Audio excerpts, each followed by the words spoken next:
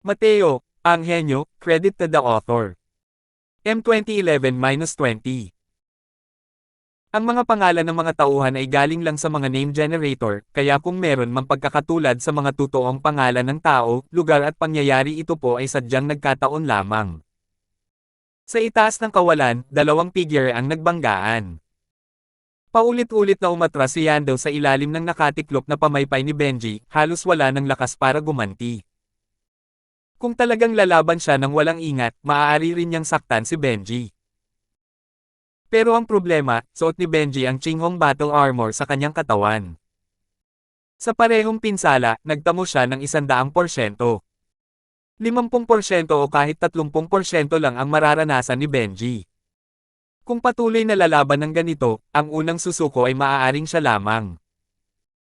Sa muling pagtingin sa dalawa pang lugar, sina Calvin at Conrad ay parehong nasusupol ng kanilang mga kalaban. Bumagsak sa kailaliman ng puso ni Yandel sa sobrang kaba. Dumating silang tatlo sa isang nagbabanta at mapang-ipong paraan, buong akala nila ay nakulong na nila si Mateo. Sino ang mag-aakala na napipilitin na pala sila sa isang desperadong sitwasyon ni Mateo ngayon? Ang paggawa ng mga ulap sa isang pagpihit ng kamay at pag-ulan sa isa pa ay parang tungkol kay Mateo sa ganitong uri, tama ba? Kahit na si Mateo ay isang maliit na True God Realm lamang, ang paglitaw ng tatlong dakilang Empyrean na ito sa kanilang harapan ay may direktang koneksyon kay Mateo.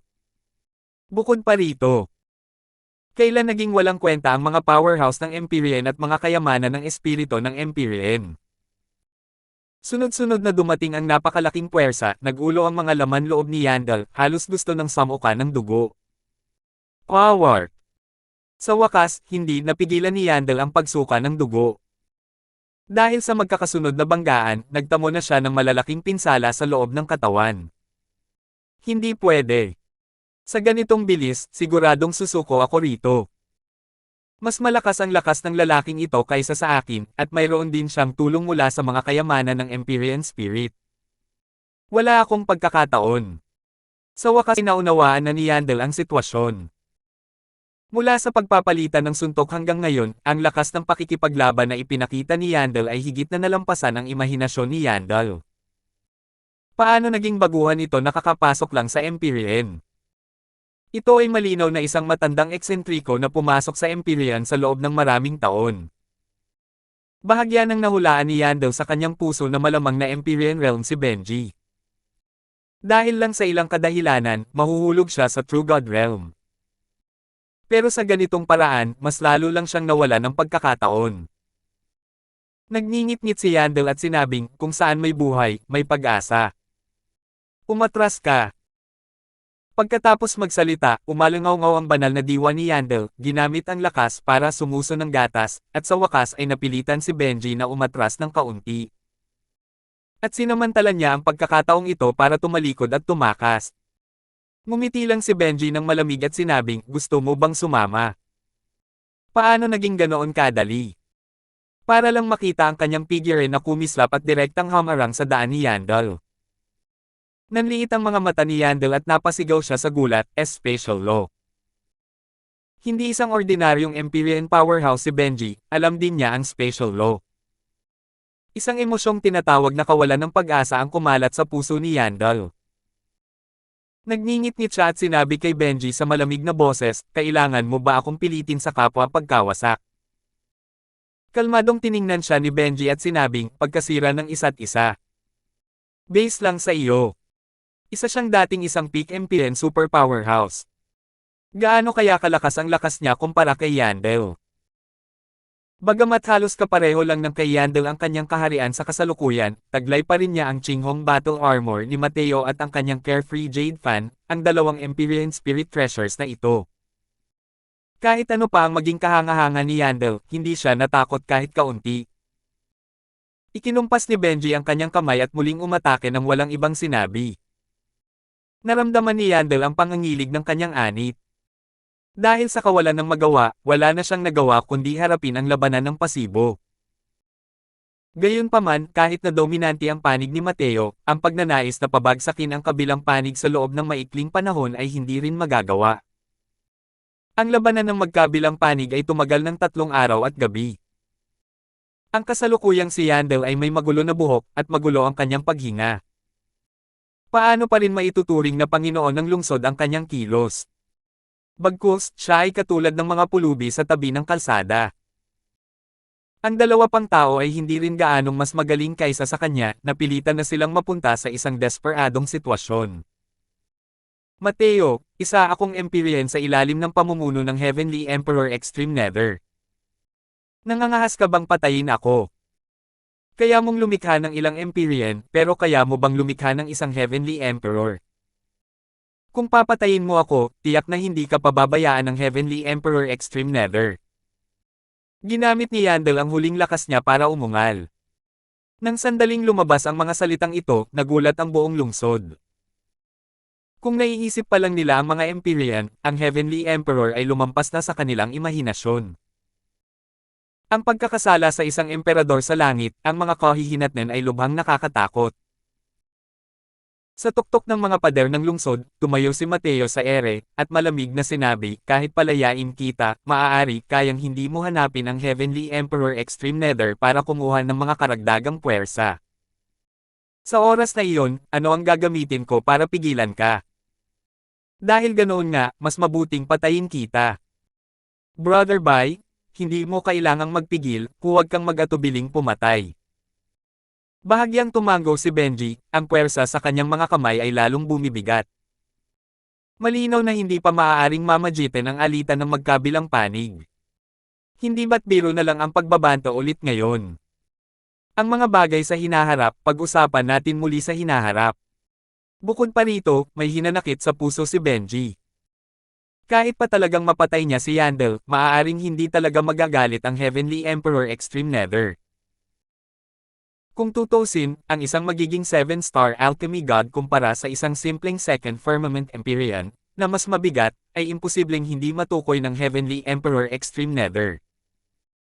Para sa isang buhay na tulad ni Mateo, ang kahalagahan ng pagsali ay malinaw na mas malaki kaysa sa pagpatay at pagsasaya pagkatapos. Putok. Itinuro ni Benji ang isang tagahanga, ang world domain ni Yandel ay parang isang malakas na suntok, isang figure na direktang lumilipad paatros, at mabilis na bumulok ang sariwang dugo. Ang kasalukuyang Yandel ay isa ng palaso sa dulo ng paglipad nito. Sa panahong ito, natural na pinakawala ni Yandel ang lahat ng kanyang mga killing move. Ngunit si Benji ay mayroong dalawang Empyrean Spirit Treasures at hindi niya kinatatakutan ang mga killing move ng kabilang panig. Bahagyang naniningkit ang dalawang mata ni Benji at malamig na sinabi, panahon na para paalisin ka na. Nanliit ang mga mata ni Yandel, ang mga mata ay nagpapakita ng kawalan ng pag-asa at kawalan ng pag-asa. Hindi niya kailanman pinangarap na dito na talaga siya mamamatay. Ang lugar na ito ay isa lamang maliit na lungsod ng imperyo. Muling itinuro ni Benji ang isang pamaypay. Isang malakas na puting liwanag ang tumungo patungo kay Yandel. Ngunit sa oras na ito, isang patong ng alon ang lumitaw sa kalawakan. Isang figure ang lumabas mula sa kawalan at marahang ikinumpas ang isang kamay. Agad na namatay ang puting liwanag. Nanliit ang mga mata ni Benji, habang nakatingin sa pagdating ng may pag-aalala. Isa itong matandang lalaking nakaabong damit. Kahit ang kasalukuyang Benji ay takot na takot sa aura ng kanyang katawan. Sa lungsod, kasama na si Mateo, nagbago ang kanilang mga mukha. Napakalakas ng matandang lalaking ito na nakaabong damit. Nang makita ni Yandel ang matanda, ang mukha nito ay puno ng labis na tuwa at gulat na sumigaw, kapatid na Allison. Hahaha, dumating ka sa tamang oras. Si Mateo, ang traidor na ito ay talagang nangahas na pumatay ng isang Empyrean, ang kanyang krimen ay hindi mapapatawad. Hindi tumingin si Empyrean Allison kay Yandel, bagkus ay tumingin kay Benji at sinabing, gusto mong patayin ang aking Extreme Nether Bodhidharma, ang mayabang mong pagkatao. Masyado mong minamaliit ang Heavenly Emperor Extreme Nether, di ba? Kumunat ang noo ni Mateo, at gumalaw ang kanyang katawan, humakbang paarap upang salubungin, malamig na sinabi, siya ang naging mapang api. Gumanti lang tayo. Bakit siya lang ang pinapayagang pumatay at ang iba ay hindi pinapayagang pumatay sa kanya? Medyo nagulat na tiningnan ni Empyrean Allison si Mateo at sinabing, ikaw ba yung Mateo na pumatay sa ilang libong True God Realms? Malamig na sabi ni Mateo, paano kung oo? Tumango si Empyrean Allison at sinabing, kung gayon, tama, sumama ka sa akin. Nang marinig ito, nagbago ang ekspresyon ng mukha ng lahat. Ang makapangyarihang Empyrean na ito na biglang lumitaw ay narito pala para kay Mateo. Hindi nila inaasahan na ang usapin ng pagkamatay ng ilang libong True God Realms na nilaso ni Mateo ay kumalat na pala sa Extreme Nether Bodhidharma. Nakakaabala ito. Ang lakas ng Empyrean na si Allison na ito ay malinaw na mas malakas kaysa kay Benji. Ang kaharian ng Empyrean Realm, kahit na ito ay pagkakaiba lamang ng isang maliit na kaharian, ito rin ay isang puwang na hindi maaaring mapunan. Bahagyang naniningkit ang mga mata ni Mateo at sinabing, kung hindi ako sasama sa iyo. Bahagyang ngumiti si Empyrean Allison, biglang nawala ang presyon ng Empyrean sa kanyang katawan. Isang kapangyarihang ilang beses na mas malakas kaysa kay Yandel ang kumalat sa pagitan ng langit at lupa. Hindi ikaw ang bahala dyan. Tiningnan ni Empyrean Allison si Mateo at malamig na sinabi. 2012. Ikaapat na langit, Empyrean. Ito ang ikaapat na langit, Empyrean. Diyos ko! Ano na ang gagawin ko ngayon? Ang kaharian ng Empyrean Realm, ang isang kaharian ay isang mundo. Sa harap ng isang Fourth Firmament Empyrean, malamang nawala ng paraan si Lord Mateo para makipaglaban pa. May sumigaw sa lungsod. Nabigla silang lahat sa lakas na ipinakita ni Empyrean Allison. Sa Empyrean Realm, ang pagkakaiba ng bawat minor realm ay napakalaki. Sa mga makapangyarihang nilalang na naroroon, si Benji ang pinakamalakas. Pero kahit may dala siyang dalawang kayamanan ng Empyrean Spirit, hindi pa rin ito kayang punan ang malaking kakulangang ito. Lalo na ang katotohanang ang Fourth Firmament Empyrean ay nasa Middle Stage Empyrean Realm, higit pa sa isang antas na mas malakas kaysa sa Initial Stage Empyrean Realm. Walang sino man ang makakaisip na magkakaroon talaga ng ganito kalaking pagbabago. Isang Heavenly Emperor Bodhimanda ang nagpadala ng isang mensahero, at ito ay agad na naging isang Middle Stage Empyrean Realm Super Powerhouse. Ang taong iyon, kahit na may napakalakas na kakayahan si Mateo, wala na rin siyang kapangyarihang baligtarin ang sitwasyon. Tumingin si Empyrean kay Mateo at malamig na sinabi, mag-isa ka lang ba naglalakad? O gusto mo bang kumilos ang Empyrean na ito? Nang maaga mula sa bingit ng kamatayan, hindi napigilan ni Yandel ang humagalpak ng tawa at sinabing, Brat, hindi ka ba masyadong mayabang? Hindi mo ba gustong patayin ang Empyrean na ito? Ngayon, makikita ng Empyrean na ito kung bakit kailangan mo pa ring maging mayabang. Nagpakita rin sina Calvin at Conrad ng matinding tuwa sa kanilang mga mukha.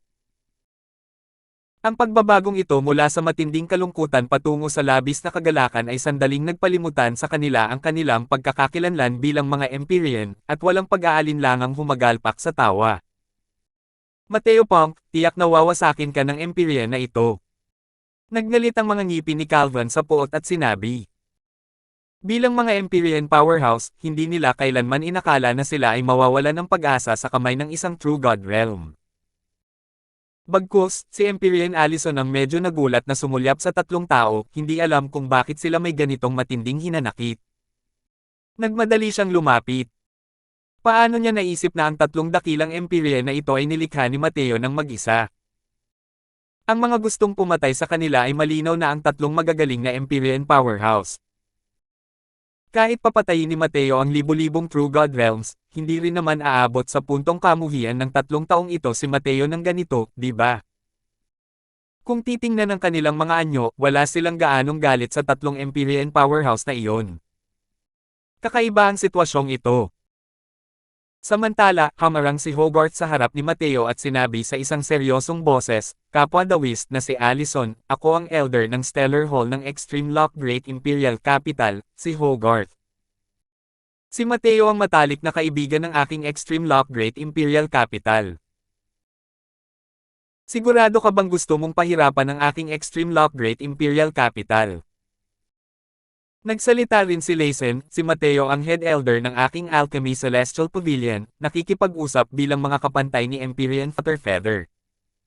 Sigurado ka bang gusto mo siyang ilabas ng ganito?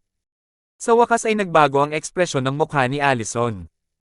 Maliwanag, ang dalawang dakilang Diyos na ito ay nagpabago ng kanyang mukha. Bukod kay Heavenly Emperor Extreme Nether, walang nang ahas na pukawin ang dalawang dakilang Diyos na ito sa buong Extreme Nether Bodhidharma. Isang maliit na martial artist ng True God Realm ang mayroon palang ganito kalalim na pinagmulan. Hindi naman gaanong mahalaga ang pagkagulat ni Allison. Pinag-isipan niya ito at umiling, at sinabing, ang Empyrean na ito ay nasa utos ng Head Elder na ibalik si Mateo sa Extreme Nether Bodhidharma, siguro. Hindi naman ito masamang bagay. Kung mataas ang tingin sa kanya ng Bodhidharma, natural na ongat ang kanyang sigla sa hinaharap, at walang hanggan ang kanyang mga inaasahan sa hinaharap. Nang marinig iyon ng 3 taong si Yandel, hindi napigil ang magbago ang kanilang mga mukha. Hindi ito ang resultang gusto nilang makita. Pero di nagtagal, kumalma ang ekspresyon ni Yandel. Hanggat nakapasok siya sa Extreme Nether Bodhidharma, natural na may mga paraan para harapin siya sa hinaharap. Tumingin si Mateo sa Extreme Nether Bodhidharma na si Allison at malamig na sinabi, kung gayon, tulungan mo akong pasalamatan ang Head Elder para sa kanyang mabuting intensyon.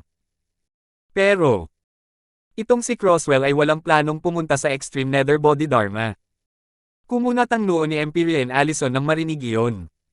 Hindi napapansin ng punk na ito ang lahat. Nakita ko lang siyang sumengot ng malamig at sinabing, bata, talagang tumatanggi sa mukha kapag ibinigay. Isang tunay na Diyos, talagang itinuturing mo ba ang iyong sarili na isang taong kilala? Kahit na ang kanilang dalawa ay pambihira, nararamdaman mo ba na sa kanilang lakas, kaya nitong hanggan ang Empyrean na ito? Kalimutan mo na yan. Dahil ganoon nga, hindi rin mag-aaksaya ng hininga ang Empyrean na ito. Diretso kitang ilalabas. Pagkatapos magsalita, pinakawala ni Empyrean Allison ang kanyang aura at naglakad palapit sa ere. Sa bawat hakbang na ginagawa niya, ang kahangahangang momentum ni Allison ay lalong lumalakas. Power! Power!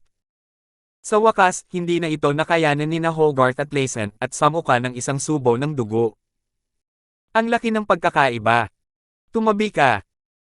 Marangyang ikinuyom ni Allison ang kanyang mga manggas. Ang mga figure ni na Hogarth at Layson ay hindi talaga nakayanan ang kanilang mga kamay at direktang pinalipad ng isang napakalaking puwersa.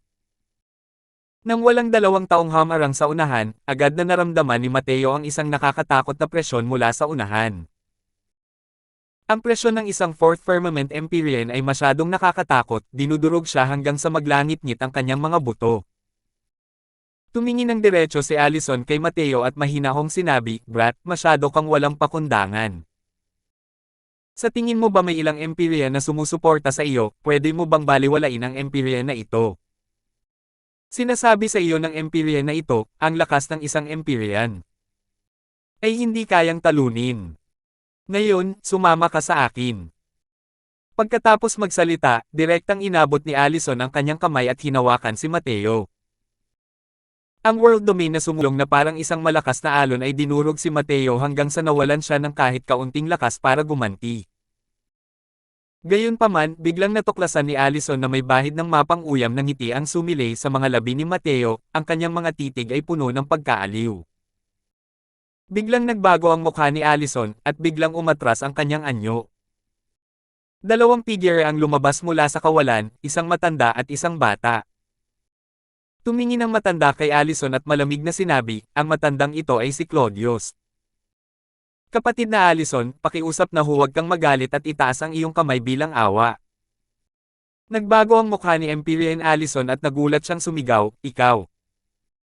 Ikaw ang Panginoon ng lungsod ng Shiyuan Great Imperial Capital, si Empyrean Claudius. Dahan-dahang tumango ang matanda at sinabing, tama. Ito mismo ang matandang ito. Kumunat ang noo ni Allison at sinabing, si Brother Claudius ay nasa ilalim ng pamumuno ni Heavenly Emperor Cloudbright. Masyadong malayo ang naitutulong ng kamay mo, di ba? Malamig na sinabi ni Empyrean Claudius, kaibigan ng aking Shiyuan ang maliit na kaibigang si Mateo. Nang marinig niyang may gustong manakit sa kanya, lumapit ang matandang ito, gustong maging tagapamagitan. Bagamat magalang ang pagkakasabi, ang kahulugan ng pagpanig sa kanya ay malinaw na. May kasama pa ring binata si Empyrean Claudius. Sino kaya iyon kung hindi si Vic? Ang usapin ng pagpatay ni Mateo sa ilang libong True God Realms ay talagang lumaganap ng husto. Matapos marinig ito ni Vic, agad niyang tinanong si Empyrean Claudius, umaasang pupunta ito at tutulungan si Mateo. Hindi rin ito tinanggihan ni Empyrean Claudius at direktang lumapit. Pagkabalik ni Vic, ikiwento na niya kay Empyrean Claudius ang lahat ng mga pangyayari sa Ancient God battlefield. Labis din na nagulat si Empyrean Claudius matapos itong marinig. Hindi alintana ni Mateo ang pagkakataong iyon dahil isa siyang super henyo sa alchemy daw. Sulit din para sa kanya ang maging kaibigan ng pagkakakilanlang ito. Malamig na sumengot si Empyrean Allison at sinabing, hindi pa sapat ang laki ng mukha ni Brother Claudius. Huwag mong kalimutan, teritoryo ito ng Heavenly Emperor Extreme Nether. Ganoon ba? Kung gayon, paano kung idagdag mo kami? Hindi pa humihina ang boses ni Empyrean Allison nang may ilang mga figure na lumabas mula sa kawalan. Isa na naman itong tatlong magagaling na makapangyarihang Empyrean. Kasama si Empyrean Claudius, ang mga aura na nagmumula sa iilang taong ito ay hindi talaga natalo kay Empyrean Allison. Ito ay Redleaf 5 Peaks. Ito ay si Fufeng Sky Howl. Ito ay Blue Mist Red Candle. Tatlong dakilang Empyrean ang nagkayem ng kanilang mga kamao kay Allison, bawat isa ay nagpakilala. Lahat ay huminga ng malalim. Walang mag-aakala na napakaraming Empyrean powerhouse ang lilito sa Heavenly Eagle Imperial City ngayon. Bukod pa rito, bawat isa sa mga Empyrean powerhouse na ito ay isang super powerhouse na ang pangalan ay yumanig sa isang rehiyon. Tiningnan ni Allison si Mateo na parang nakakita ng multo, gulat na gulat sa kanyang puso. Anong klaseng Diyos ba ang batang ito, para makaabala pa sa napakaraming Panginoon ng isang rehiyon para protektahan siya mula sa daan-daang milyong-milyang layo? 2013. Sina Empyrean Claudius, Empyrean 5 Peaks, Empyrean Sky Howl, at Empyrean Blue Mist, ang apat na taong ito ay pawang mga super powerhouse ng 4th Firmament Empyrean. Bukod pa rito, silang apat ay kabilang sa ilalim ng iba't ibang Heavenly Emperors. Nakakapangilabot pakinggan ang line-up na ito. Kung isasaalang-alang ang swerte ng Great Imperial Capital sa likod ni Hogarth at ang Lustrous Gold Great Imperial Capital sa likod ni Laysan, mayroong 6 na pangunahing puwersa na masugid na sumusuporta kay Mateo. Ang batang True God na nasa 3rd Firmament ay mayroon talagang nakakatakot na impluwensya. Sa loob ng Heavenly Eagle Imperial City, matagal na itong kumukulo sa kasabikan. Ang palabas na ito ngayon ay tunay na kapana-panabik na hindi masabi, walang humpay na bumabaliktad. Sunod-sunod na ipinamahagi ang mga trump card ni Mateo, dahilan para malabo ang paningin ng mga tao, higit pa sa kaya nilang subaybayan. Lalo na sa pagpapakitang ito ng apat na dakilang Empyrean, ang puso ng mga martial artists sa lungsod ay biglang bumilis. Ang daming middle stage Empyrean Realm super powerhouses na ito, ngayon lang nila nakita sa buong buhay nila. Napakagaling talaga ni Lord Mateo. Napakaraming Empyrean powerhouses ang sumusuporta sa kanya. Diyos ko, sa lahat ng aking mga taon, ngayon lang ako nakakita ng ganito kalaking palabas. Kahit mamatay ako ngayon, handa pa rin ako. Talagang sinundan natin ang tamang tao. Ngayon, kahit dumating ang Jade Emperor, makakalimutan na rin niya ang pag-alis sa kanyang kamahalan. Ang kasalukuyang mga martial artist ng Heavenly Eagle ay walang kapantay na pagmamalaki. Ipinagmamalaki nila ang pagiging martial artist ng isang Heavenly Eagle. Dahil sinundan nila ang isang malahimala na Panginoon. Kapatid na Kang Yuan, isa kang Leviathan ng isang rehiyon. Bakit kailangan pang pahirapan ng isang maliit at imperial na lungsod? Maaari mo bang ipagpalat ang 5 Peaks at itigil ang usaping ito? Malamig na sabi ni Empyrean 5 Peaks. Kapatid na Allison, ang little friend na si Crosswell ay isang kahangahangang talento. Kahit na kayo ay nag-aanyaya, hindi ninyo rin magagamit ang ganitong paraan ng pag-aanyaya. Sabi rin ni Empyrean Blue Mist. Ang ekspresyon ng mukha ni Empyrean Allison ay naging napakapangit. Sa kasalukuyan, nakasakay na siya sa isang tigre at medyo nahirapan siyang bumaba. Napakarami ng pila sa harap niya, napakarami hanggang sa hindi na niya makayanan. Ang tatlong taong nasa likuran ni Yandel ay matagal nang nakatitig ng may pagtataka habang nakanganga ang kanilang mga bibig.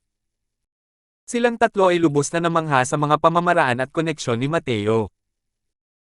Ang isang maliit na true god ng third firmament ay kayang magpagalaw ng 6 na Leviathan ng isang rehiyon para protektahan at alalayan siya. Ang ganitong uri ng paraan ay talagang hindi kapanipaniwala.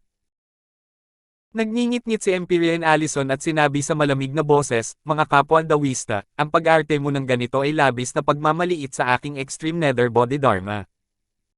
Paano kung ipilit kong isama ang batang ito ngayon?" Sa sarili niyang teritoryo, ayaw mawala ng mukha si Empyrean Allison. Kahit na harapin niya ang lahat ng balakid, kailangan pa rin niyang ilayo si Mateo.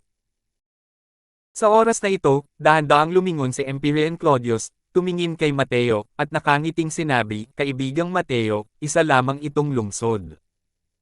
Bakit hindi ka pumunta sa Shiyuan ko? Ipangangako sa iyo ng Empyrean na ito ang isang kabisera ng imperyo. Paano iyon?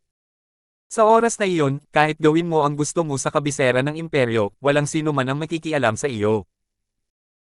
Tumawa ng mahina si Empyrean Five Peaks at sinabing, "Kapatid na Claudius, alam mo talaga kung paano maging mabuting tao. Kaibigang Mateo, pumunta ka sa aking Redleaf, ang Empyrean na ito ay mangangako sa iyo ng 10 kabisera ng imperyo." Ang dalawa pang tao ay natural na ayaw magpakita ng kahinaan at nangako rin ng malaking kayamanan kay Mateo. Natural lang na hinimok din ni Vic at ng ilang mabubuting kaibigan sa tabi, umaasang makakapunta si Mateo sa kanilang teritoryo. Sa isang banda, ang mukha ni Empyrean Allison ay kulay lila. Kung pupunta si Mateo sa ibang malalaking kabisera ng imperyo, makakasagabal pa rin ba siya sa kanya? Hindi ba't ikaw ang extreme nether body dharma? Wala siya sa extreme nether body dharma mo ngayon, makakasagabal ka pa rin ba sa kanya? Bukod pa rito, ang mga salita ng iilang taong ito ay malinaw na sinabi para marinig ni Allison na siyang ikinasakal niya ng husto. Pagkatapos mag-usap, ang ilang mga makapangyarihang Empyrean ay tumingin kay Mateo ng may pananibik, umaasang papanig siya sa kanila. Dahil napunta na sa ganitong estado si Mateo, wala nang dahilan para manatili pa. Malinaw, ang pag-alis ang pinakamagandang desisyon. Gamit ang talento at kakayahan ni Mateo, at kung gaano kalawak ang mundo, kaya niyang pumunta kahit saan. Ikinuyong ni Mateo ang kanyang mga kamao patungo sa iilang Empyrean at nakangiting sinabi, "Pagpupuri ng mga senior, pinahahalagahan ito ni Crosswell." Matagal nang nanirahan si Crosswell na ito sa Heavenly Eagle at hindi pa niya kayang mahiwalay sa lugar na ito. Nang sandaling lumabas ang mga salitang iyon, lahat ay nagpakita ng gulat na tingin. Lalo na ang iilang magagaling na Empyrean, hindi nila inaasahan na si Mateo ay direktang tumanggi. Gulat na sabi ni Empyrean Claudius, "Kaibigang Crosswell, kailangan mong mag-isip ng malinaw." Tumanggaw si Mateo at sinabing, "Salamat, mga senior, sa pagtulong sa akin mula sa malayo." Nakapagdesisyon na ang Crosswell na ito, sana ay hindi sila magdamdam ng galit. Ngumisi si Allison nang marinig iyon at sinabing, "Kita mo, hindi niya talaga pinahahalagahan ang kabaitan." Ang mga makapangyarihang Empyrean ay talagang binaliwala kahit na mabuti ang kanilang intensyon, talagang katawa-tawa. Bahagyang kumunat ang noo ni Empyrean Claudius at malamig na sinabi, "Si little friend Mateo ay natural lang na may kapital siyang tanggihan. Hindi mo kailangang maghasik ng alitan." Nanliit ang mga mata ni Allison, hindi inaasahan na ang iilang ito ay talagang ganoon kaproteksyon kay Mateo. Malamig siyang sumengot at sinabing, "Pwede kayong makaabala kahit sandali. Pero posible kayang habang buhay rin kayong hamarang. Posible kayang-kaya pa rin ninyong mag-garrison sa Heavenly Eagle araw-araw." Hindi pa nawawala ang boses ni Empyrean Allison nang muling bumuhos ang isang bagyo. Dalawa pang figure ang dahan-daang lumabas mula sa kawalan. Nanliit ang mga mata ni Allison, nakatitig sa dalawang figure nang hindi makapaniwala. Dalawang Empyrean na naman. Diyos ko, ilang Empyrean powerhouses pa ba ang darating ngayon bago pa man ito maituring natapos? Teka lang. Bakit pakiramdam ko ay hindi maarak ang aura ng dalawang Empyrean na ito, mas malakas pa kaysa kay Empyrean Allison? Talaga nga. Maaari kayang mas malakas pa sa kanila ang dalawang dakilang Empyrean na ito. Ang Heavenly Eagle Imperial City ay lubusan ng nagliyab. Ang palabas ngayon, pakiramdam nila ay maaari na silang lumabas at magyabang habang buhay. Bihirang masaksihan ang ganitong kahangahangang palabas sa buong buhay nila. Isang makapangyarihang Empyrean ang sunod-sunod na lumilitaw, bawat isa ay mas malakas kaysa sa nauna. Isa pa, mukhang nandito rin ang dalawang Empyrean na ito para kay Mateo. Habang ang lahat ay nasa estado ng hindi makapaniwala, sina Hogarth at Layson ay humakbang paarap at yumuko bilang pagpupugay. Nagbibigay-pugay ako kay Ginoong Sutaw. Nagbibigay-pugay ako kay Panginoong Flutterfeather. Ang mga dumating ay walang iba kundi sina Shelby at Empyrean Flutterfeather. Paulit-ulit na nagbago ang ekspresyon ng mukha ni Allison. Halos mawala na siya ng hininga. Swerte! Ang Panginoon ng lungsod ng dakilang Imperial Capital at ang Panginoon ng lungsod ng Lustrous Gold Great Imperial Capital ay talagang nagsama. Napakataas ng katayuan ni Empyrean Flutterfeather sa mga Empyrean. Kailangang malaman ng isa siyang bihirang makitang 7-star alchemy god, isang napakagandang Dao Realm super powerhouse. Sinong Empyrean ang nang-ahas na hindi siya harapin? Kahit ang mga powerhouse ng Heavenly Emperor ay kinailangan din siyang bigyan ng mukha. Kung tungkol naman kay Shelby, hindi na kailangang sabihin pa iyon. Mas mataas ang kanyang pagkakakilanlan kaysa kay Hogarth. Bilang Panginoon ng isang lungsod, ang kinakatawan ni Shelby ay ang mukha ng pamilya Gian. Bukod pa rito, ang dalawang taong ito ay parehong mga super powerhouse ng 7th Firmament Empyrean. Ang dalawang dakilang Empyrean ay parehong pangunahing tauhan na pumukaw ng paghanga sa lahat. Hindi karapat-dapat banggitin si Empyrean Allison sa harap nila. Nang makita ang hanay na ito, maging si Claudius at ang ilang mga Empyrean ay lumapit din upang yumuko bilang pagpupugay na nagpapakita ng paggalang. Tungkol sa hitsura ng dalawang taong ito, labis din na nagulat si Mateo. Pero kung iisipin, natural na imposibleng dumating sila para pahirapan siya. Kaya naman, humakbang siya paarap at yumuko, binibigyan ni Mateo ng respeto si Senior Sutaw, Senior Flutterfeather. Bahagyang tumango si Shelby at sinabing, ikaw na batang to, ang galing mo talagang manggulo. Nabalitaan pa nga nitong Empyrean na to ang tungkol sa magiting mong record sa Extreme Lock. Nang marinig iyon ni Mateo, hindi niya napigil ang matawa at hindi na lang ito pinansin. Bagkus, si Empyrean Flutterfeather ang biglang bumukas ng bibig at nagsabi, Mateo, ang Empyrean na ito ay pumunta para hanapin ka dahil may itatanong ako sa iyo. 2014. Nang sandaling lumabas ang mga salitang ito, lahat ay labis na nagulat. Ano ang kinalaman ng mataas na Empyrean Flutterfeather, isang late-stage Empyrean Great Expert at isang peak 7-star alchemy god, para humingi ng isang maliit na True God Realm? Tumango si Mateo at sinabing, Senior Flutterfeather, pakisabi naman.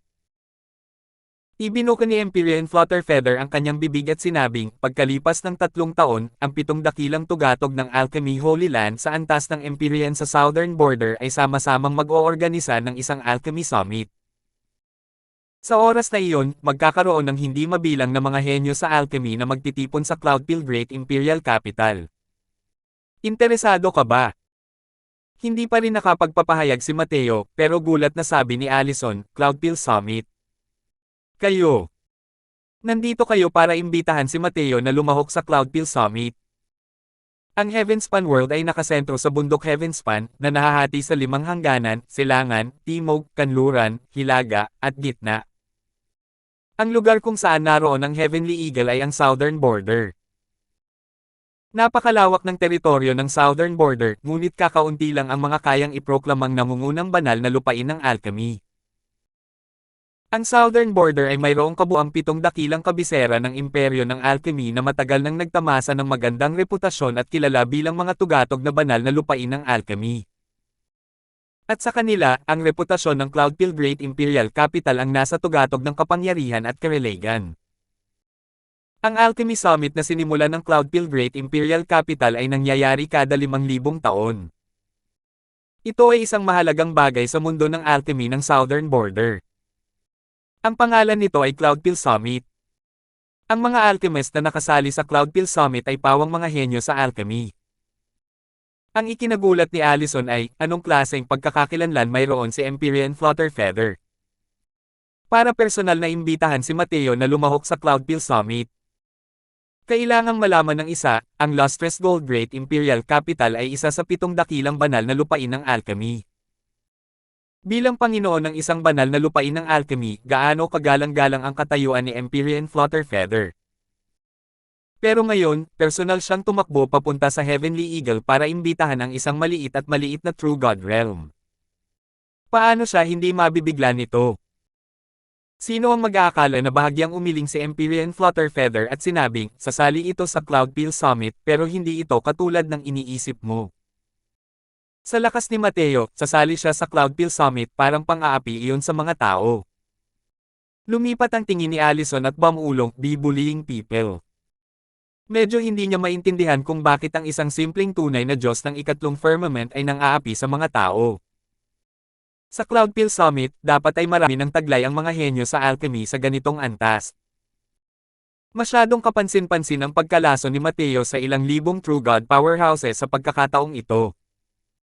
Kaya naman, sa impresyon ni Allison, si Mateo ay isa lamang kahangahangang dalubhasa sa lason. Kumislap ang tingin ni Mateo, halatang medyo naantig, at nagtanong, napakaganda ba ng Cloudpeel Summit na ito? Nang lumabas ang tanong na ito, tumahimik ang buong lugar. Tumingin ang lahat kay Mateo nang may pagtataka. Kaibigang Mateo, hindi mo ba talaga alam ang tungkol sa Cloudpeel Summit? Gulat na sabi ni Empyrean Claudius. Sikat ba talaga ang Cloudpeel Summit? Tanong ni Mateo na may nagtatakang tingin. Hindi talaga alam ni Mateo ang tungkol sa Cloudpeel Summit na ito. Hindi rin sinabi sa kanya ni Dustless noon. Tinanong niya rin si Dustless ngayon lang, halatang hindi rin niya alam. Tila dapat lang lumitaw ang Cloudpeel Summit na ito pagkatapos mamatay ng Heavenly Empyrean Immortal Grove. Malamig na ngiti ang sinabi ni Empyrean Allison, hindi mo pa nga naririnig ang tungkol sa Cloudpeel Summit pero nangangahas ka ring tawagin ang sarili mong isang alchemist. Maging ang 3 taong si Yandel ay may mga tinging nagdududa. Mayroon silang ilang pagdududa ngayon na ang pagpapakita ng 3 dakilang Empyrean na ito ay hindi gawa ni Mateo. Sabi ni Mateo nang may pagtataka, maituturing ba na isang alchemist ang pagkaalam tungkol sa Cloudpeel Summit? Inisip ni na Empyrean Claudius at ng iba pa na si Mateo ay mayroong napakalalim na pinagmulan. Kaya naman, kaya niya taglay ang ganitong kakilakilabot na lakas sa edad na ito. Pero ngayon, medyo hindi sila sigurado. Sa lupain ito ng southern border, basta't may kaalaman ang isa, dapat alam na niya ang tungkol sa Cloudpeel Summit. Lalo na't isa pang ang isang napakalakas na alchemist si Mateo. Kung si Mateo ay isa lamang talagang henyo na lumaki sa pinakamababa, kung gayon. Gaano kakakilakilabot ang lalaking ito? Sinabi ni Empyrean Claudius, hindi alam ni Little Mateo, pero ang Cloudpeel Summit na ito ay may mataas na reputasyon sa ating lupain ng southern border. Ito ang Alchemy Summit na inaabangan ng lahat ng alchemist. Hanggat ang isa ay isang alchemist, ipagmamalaki nila ang pagpunta sa Cloudpeel Summit ng isang beses. Mayroon pang ang ilang henyo sa alchemy ni Heavenly Emperor Bodhimanden na lalabas din at lalahok. Maikling ikinwento ni Empyrean Claudius ang pinagmulan ng Cloudpeel Summit. Labis din ang interes ni Mateo matapos niyang marinig iyon. Ang pagtitipon ng buong henyo ng alchemy ng southern border, natural lang na isa itong napakagandang pagpupulong. Lalo na't marami ring mga Dao Realm alchemist tulad ni Empyrean Flutterfeather. Ang pakikipagpalitan ng mga alchemist ng ganito ang natural na hinahangad ni Mateo sa kanyang puso. Malabo at panandalian lamang ang Ancestor Realm. Naunawaan ni Mateo na ang patuloy na pag-upo sa silid para magtrabaho ng walang pagbanggit ay hindi rin magandang ideya. Kung nagkaroon pa siya ng ilang pakikipag-usap sa mga taong tulad ni Empyrean Flutterfeather, baka makalusot siya sa mga gapos na ito. Ganito nga, natural lang na kailangan pumunta at maranasan iyon. Tumanggaw si Mateo at sinabing. Ngumiti si Empyrean Flutterfeather at sinabing, alam ng Empyrean na ito na magiging interesado ka. Pero kung pupunta ka sa Cloudpeel Summit, natural lang na hindi mo kailangang makipaglaban sa mga tinatawag na henyo. Kaming 7 dakilang banal na lupain ng alchemy ay may tig-2 Grandmaster token. Ang isa ay natural na sa Empyrean na ito. Para naman sa isa pang piraso, pinag-isipan ito ng mabuti ng Empyrean na ito, ikaw pa rin ang pinakaangkop. Habang sinasabi niya, ikinumpas ni Empyrean Flutterfeather ang isang kamay. Isang maputlang dilaw na liwanag ang lumipad patungo kay Mateo. Inabot ni Mateo ang kanyang kamay at kinuha ito. Isang lumang kulay tansong token ang lumitaw sa kanyang kamay. Natakot ang buong manunood. Ang grupo ng mga Empyrean powerhouses ay labis na nagulat sa kanilang mga puso. Token ng Grandmaster. Token iyon ng Grandmaster. Ang Grandmaster token ng Cloudpil Summit na kumakatawan sa pinakamalakas na alchemy daw existences sa ilalim ng Heavenly Emperor. Gaano ba kagalang-galang ang katayuan nito? Ngayon, casual na ibinigay ito ni Empyrean Flutterfeather kay Mateo. Anong kakayahan ang mayroon ng batang ito? Maging ang ilan sa kanila na si Empyrean Claudius ay natigilan din at hindi makapagsalita sa oras na ito. Narinig na ng ilan sa kanila ang tungkol sa kapangahasan ni Mateo mula sa bibig ni Navik at ng iba pa. Pero sabi-sabi lang pala iyon kung tutuusin. Pumunta sila rito pangunahin dahil sa aura ni Navik at ng iba na nakapalibot sa emperador. Kung tungkol naman sa iba, medyo nagdududa pa rin sila sa huli. Pero ngayon, ang isang Grandmaster token ay sapat na para ipaliwanag ang lahat. Sa pagkakakilanlan at katayuan ni Empyrean Flutterfeather, paano niya nagawang ibigay ang isang napakahalagang token kay Mateo nang walang dahilan? Hindi kayang ilarawan ng mga salita ang gulat sa puso ni Empyrean Allison. Binigyan ni Empyrean Flutterfeather si Mateo ng Grandmaster token. Ano ang kinakatawan nito?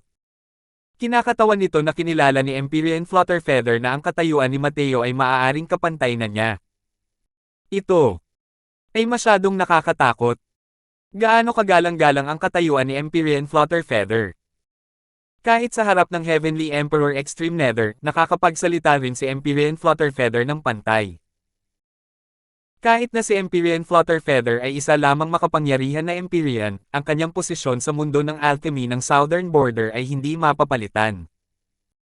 Ayon sa mga alamat, may posibilidad pang makapasok si Empyrean Flutterfeather sa Ancestor Realm. Kung gayon, tataas ng isang antas ang kanyang katayuan. Paano kung ang Emperador ng Langit?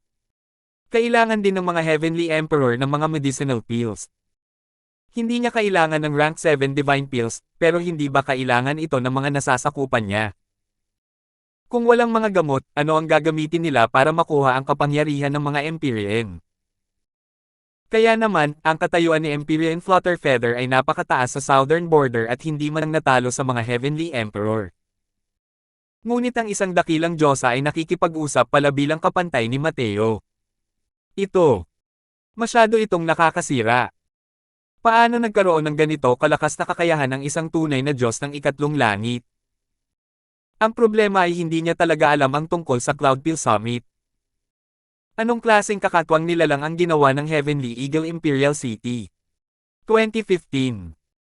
Bagamat hindi ko alam kung ano ang Grandmaster token na iyon, tila napakagaling ni Lord Mateo. Hindi ka panipaniwala.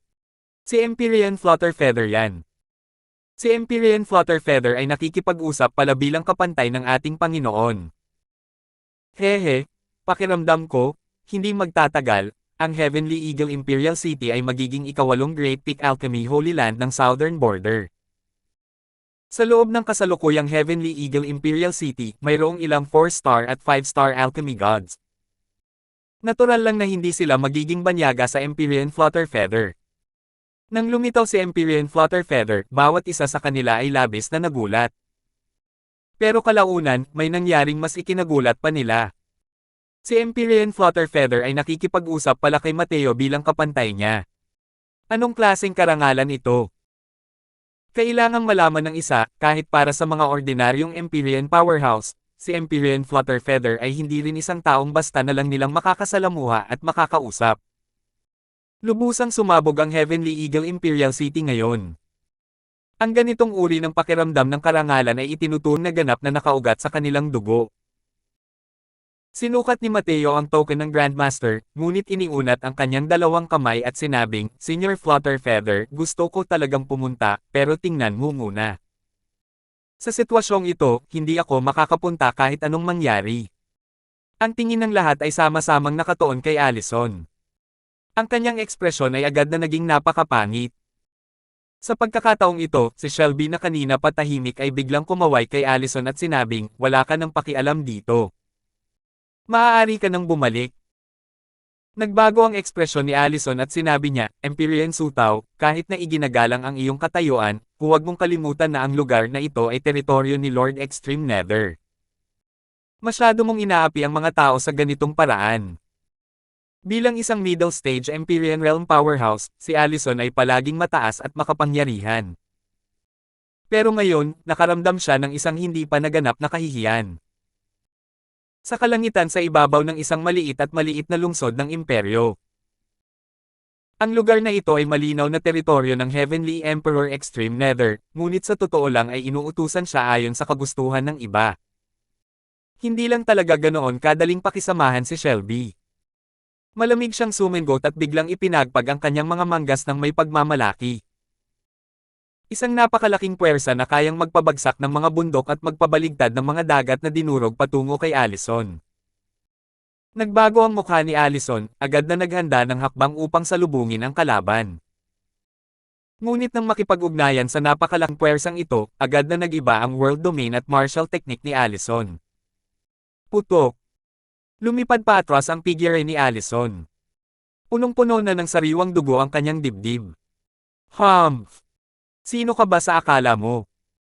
Para maglakas loob na magsalita sa empereyang ito ng ganito. Kalimutan mo na ang tungkol sa iyo, kahit si Brother Extreme Nether ay kailangan ding bigyan ng mukha ang empereyang ito.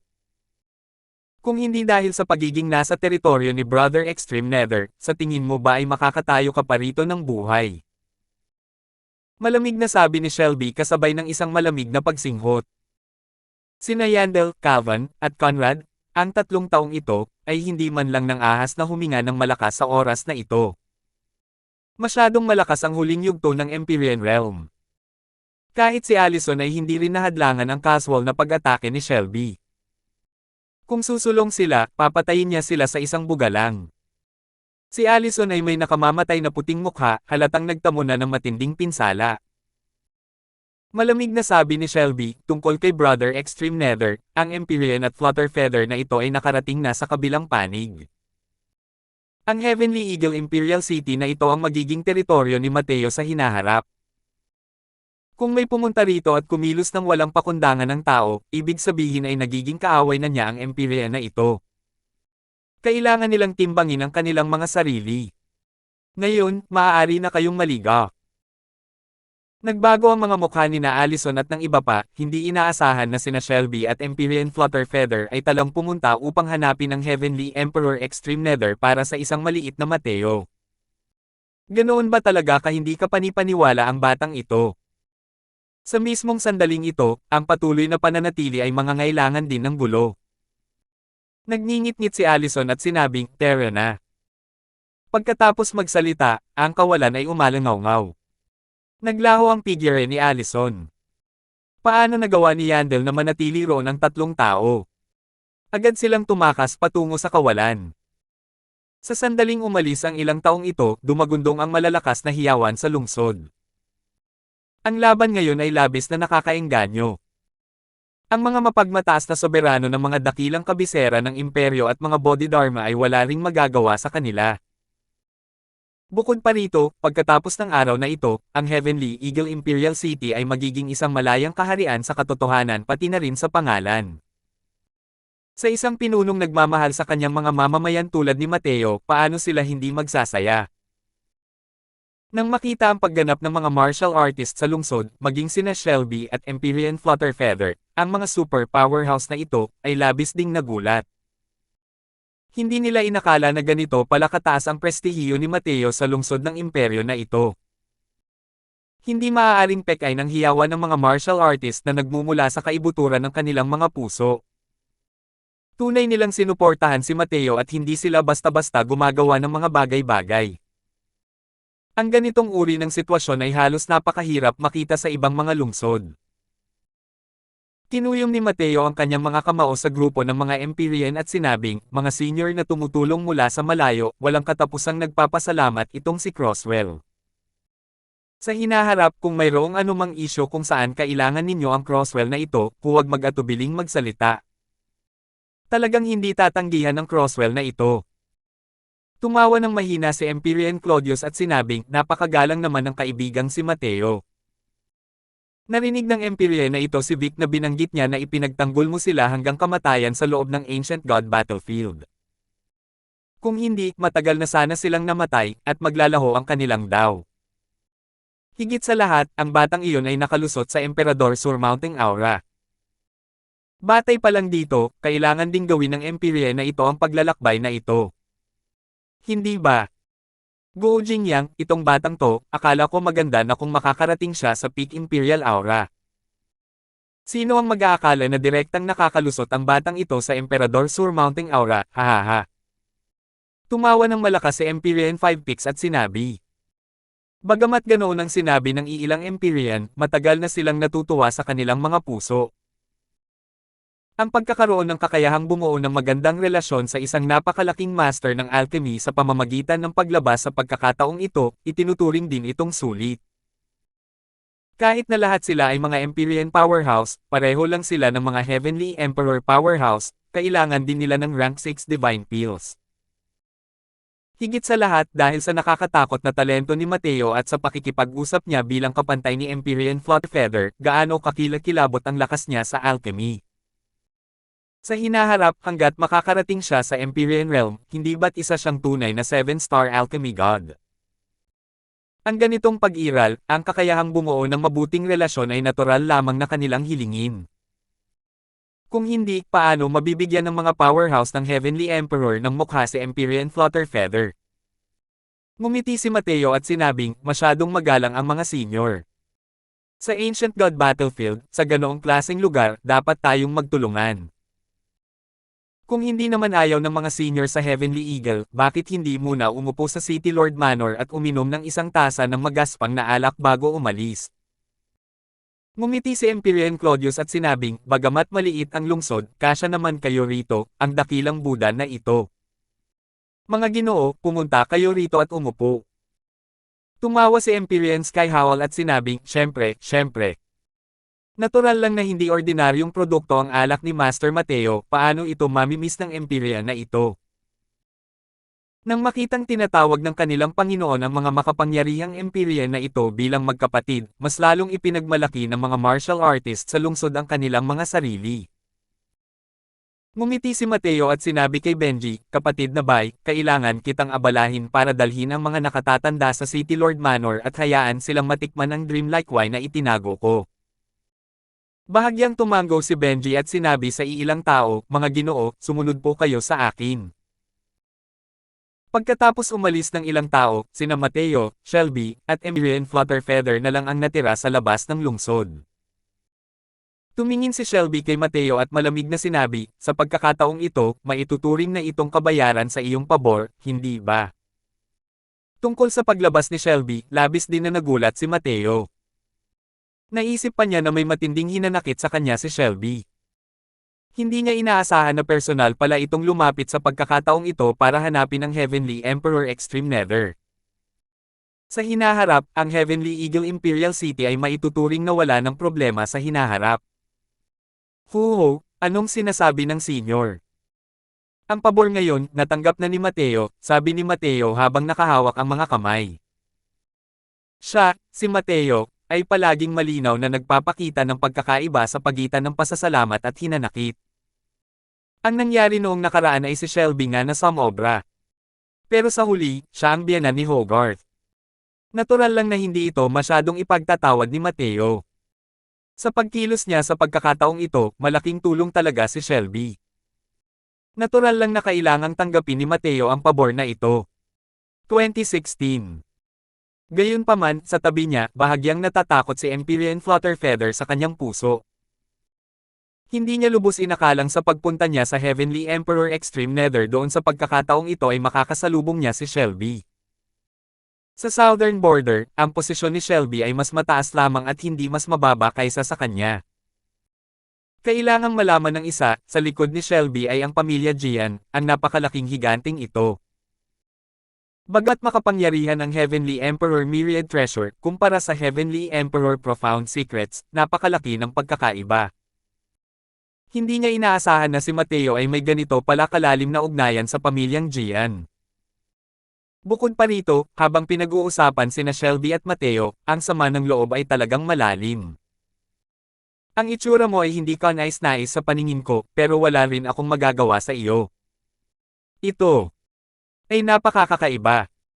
Biglang ngumiti si Shelby at sinabi kay Mateo, "Hey, bata, tandaan mo ang mga sinabi mo ngayon. Ito ang sinabi mo, may utang ka sa akin." Nang lumabas ang mga salitang ito, parehong namutla ang mga mukha ni na Mateo at Empyrean Flutterfeather. Ito ba talaga ang lalaking ito? Ang Empyrean sutaw na humanga sa mga tao. Ang paglabas na ito ay ganap na anyo ng isang kasuklam-suklam na kontrabida. Pero matagal na ring naiintindihan ni Mateo ang ugali ni Shelby. Matapos mabigla, tumango siya at sinabing, "Sigurado yan. Hindi kailanman susuway ang Crosswell na ito sa aking pangako." Tumango si Shelby at sinabing, "Naayos na ang bagay na ito. Aalis na ang Empyrean na ito." Ikinuyom ni Mateo ang kanyang mga kamao at sinabing, "Senyor, mag-ingat ka." Bahagyang tumango si Shelby kay Empyrean Flutterfeather bilang indikasyon, pagkatapos ay lumabas at nagtago sa kawalan. "Senior Flutterfeather, maraming salamat sa bagay na ito ngayon. Hindi ko malilimutan iyon sa puso ko, Mateo." Natural lang na alam ni Mateo kung gaano kataas ang katayuan ni na Shelby at Flutterfeather. Para sila ay makakilos at makatulong, ito ay dahil sa kanilang katayuan. Natural lang na kailangan niyang pasalamatan silang dalawa. Ikinumpas ni Empyrean Flutterfeather ang kanyang kamay at nakangiting sinabi, "Ano pa ba ang dapat nating maging magalang? Kung hindi dahil sa iyo, malamang nakakailanganin pa rin ng Diyos na malaman kung ilang taon para marating ng Empyrean ito ang kaharian na kinaiinggitan ng lahat. Bukod dito, alam ng Empyrean ito na nakamit mo ang Diyos na alam kung gaano karaming Divine Essence Stones para sa Myriad Treasure Tower nitong ilang taon. Ang pabor na ito, natural na kailangang matanggap ito ng Empyrean ito. Hindi isinasaalang-alang ang ibang mga bagay, ang Soul Driving Dao Fusion Pill lamang ang nakakuha ng maraming Divine Essence Stones para sa Myriad Treasure Tower. Bukod pa rito, matapos makalusot si Mateo sa Origin Pill Realm, nabuo pa niya ang Rank 6 Soul Driving Dao Fusion Pill. Ang formula ng pill na ito ay ibinigay din sa Myriad Treasure Tower. Siyempre, wala lang lahat ng ito. Para sa mga powerhouse sa antas ng Empyrean Flutterfeather, ang mga Divine Essence Stone ay isa na lamang makamundong pag-aari. Ang pinakamahalaga ay ang kaharian. Napataas ang kilay ni Mateo at gulat na sinabi, "Si Senior Flutterfeather na kaya?" Tumawa ng malakas si Flutterfeather at sinabing, "Tama." Sa loob ng maraming taon, palaging pinipigilan ng Empyrean Pilljade ng Cloudpill Great Imperial Capital ang Empyrean ito. Sa Cloudpill Summit ngayon, sa wakas ay maitataas na ng Empyrean ito ang ulo. Ngumiti si Mateo at sinabing, "Binabati kita, Senior Flutterfeather. Kaharian ng mga ninuno. Ito ang kaharian na inaasam ng lahat ng alchemist kahit sa kanilang mga panaginip." Ngunit hinarang din ng pintuang ito ang hindi mabilang na mga henyo sa alchemy sa labas nito. Kahit para kay Mateo, malaki ang nakinabang sa kanya mula sa labanan ng alchemy kay Empyrean Flutterfeather. Ngunit ang pagnanais na makarating sa Ancestor Realm ay hindi rin basta-basta nangyayari. Makikita kung gaano kahirap ang balakid na ito. Para makalusot si Empyrean Flutterfeather sa cave ng ito, isa siyang tunay na alchemy daw Leviathan sa hinaharap. Bukod pa rito, pagkatapos marating ang Ancestor Realm, ang kaharian ni Empyrean Flutterfeather ay hindi na magiging hadlang. Ang pagtahak sa kaharian ng Heavenly Emperor ay usapin na lamang ng panahon. Tumawa ng malakas si Flutterfeather at sinabing, "Huwag mo na akong tawaging Senior. Kahit nasa True God Realm ka lang, ang lakas mo sa alchemy ay hindi mas mahina kaysa sa Empyrean na ito. Sa hinaharap, tiyak na magiging isang alchemy god ka. Sa hinaharap, maaari mo na akong tawaging Brother Flutterfeather." Humagalpak ng tawa si Mateo at tinawag, "Kapatid na Flutterfeather." Ngumiti si Flutterfeather at sinabing, "Nakababatang kapatid na Mateo, ang Cloudpill Summit na ito ay tunay ng isang malaking kaganapan sa southern border. Sa bawat pagkakataong ito ay inoorganisa, hindi lamang ang mga natatanging talento ang lumalabas ng maramihan, kundi pati na rin ang lahat ng uri ng mga bihirang gamot na espiritu at mga formula ng Pildores ay lumalabas din ng walang katapusang daloy. Pagkatapos mong ayusin ang mga bagay-bagay dito, maaari mo itong puntahan at maranasan mismo. Hindi ka mabibigo. Tumango si Mateo at sinabing, dahil sinabi ito ni Brother Flutterfeather, medyo hindi na makapaghintay si Mateo. Sige na nga. Pagkatapos maayos ang bagay na ito, pupunta ako roon. Tumango si Flutterfeather at sinabing, kakalabas lang ng Empyrea na ito sa pag-iisa, kaya marami pa ring dapat asikasuhin. Pagdating ng panahon, magkikita tayo sa Cloudfield Great Imperial Capital. Ikinuyom ni Mateo ang kanyang mga kamao at sinabing, kapatid na Flutterfeather, mag-ingat ka. Ang apat na dakilang Empyrea na pumayag na magtipon sa lungsod ay orihinal na ginagawa lamang ito para sa okasyon at bigyan ng mukha si Mateo. Pero sino ang mag-aakala na ang kanilang pamamalagi ay tatagal ng 1 buwan, at ayaw umalis kahit pa sila ay palayasin. Ang alak na parang panaginip na tinimpla ni Mateo ay labis na nagpasaya sa iilang magagaling na Empyrean kaya't nakalimutan na nilang umuwi at ibinaling ang kanilang sarili sa kasiyahan. Ang alak na ito ay ginawa gamit ang isang espesyal na pamamaraan matapos makalusot si Mateo sa Origin Pill Realm. Ito ay partikular na ginamit upang aliwin ang mga kilalang panauhin. Bagamat pino ito gamit ang ilang mga gamot na nasa ranggong 6, ang lasa ng alak na ito ay walang kapantay na tamis at banayad, na nagbabalik ng walang katapusang lasa. Kahit na ang iilang dakilang Empyrean ay nagkaroon ng malawak na karanasan, sila rin nadala sa ilalim ng impluwensya ng alak ni Mateo. Noon lang nila nalaman kung bakit maging si Flutterfeather ay naging magalang kay Mateo. Pagkalipas ng 1 buwan, ang apat na dakilang Empyrean ay lubos na nahiya na magtagal pa.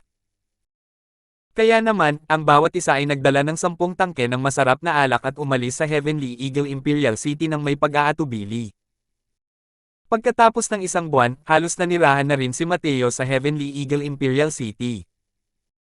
Kaya naman, isinama niya si Serena at naglakad papunta sa Cloudfield Great Imperial Capital. Ang kasalukuyang sitwasyon ng Heavenly Eagle Imperial City ay ibang-iba na kumpara noon. Matagal nang humiwalay sa kapangyarihan si Atticus at ang iba pang mga mas lumang henerasyon ng mga makapangyarihang alchemy sa kasalukuyan. Bagamat nakakatulong ang mga medicinal pills ni Mateo, matagal nang naubos ang kanilang potensyal, at natural lamang na limitado ang kanilang pag-unlad. Sa kabaligtaran, ang kabataang henerasyon ang sumulong ng napakabilis. Sa ngayon, ang lakas ng alchemy ni Serena ay matagal nang nalampasan si Atticus at ang kanyang ilang mga nakatatandang kapatid na apprentice, at naging isang natatanging talento ng Pill Tower ng Heavenly Eagle Imperial City. Ang kasalukuyang Serena ay nasa gitnang yugto na ng Celestial Deity Realm. Ang kanyang lakas sa alchemy ay naabot na rin ang hangganan ng Dao Realm.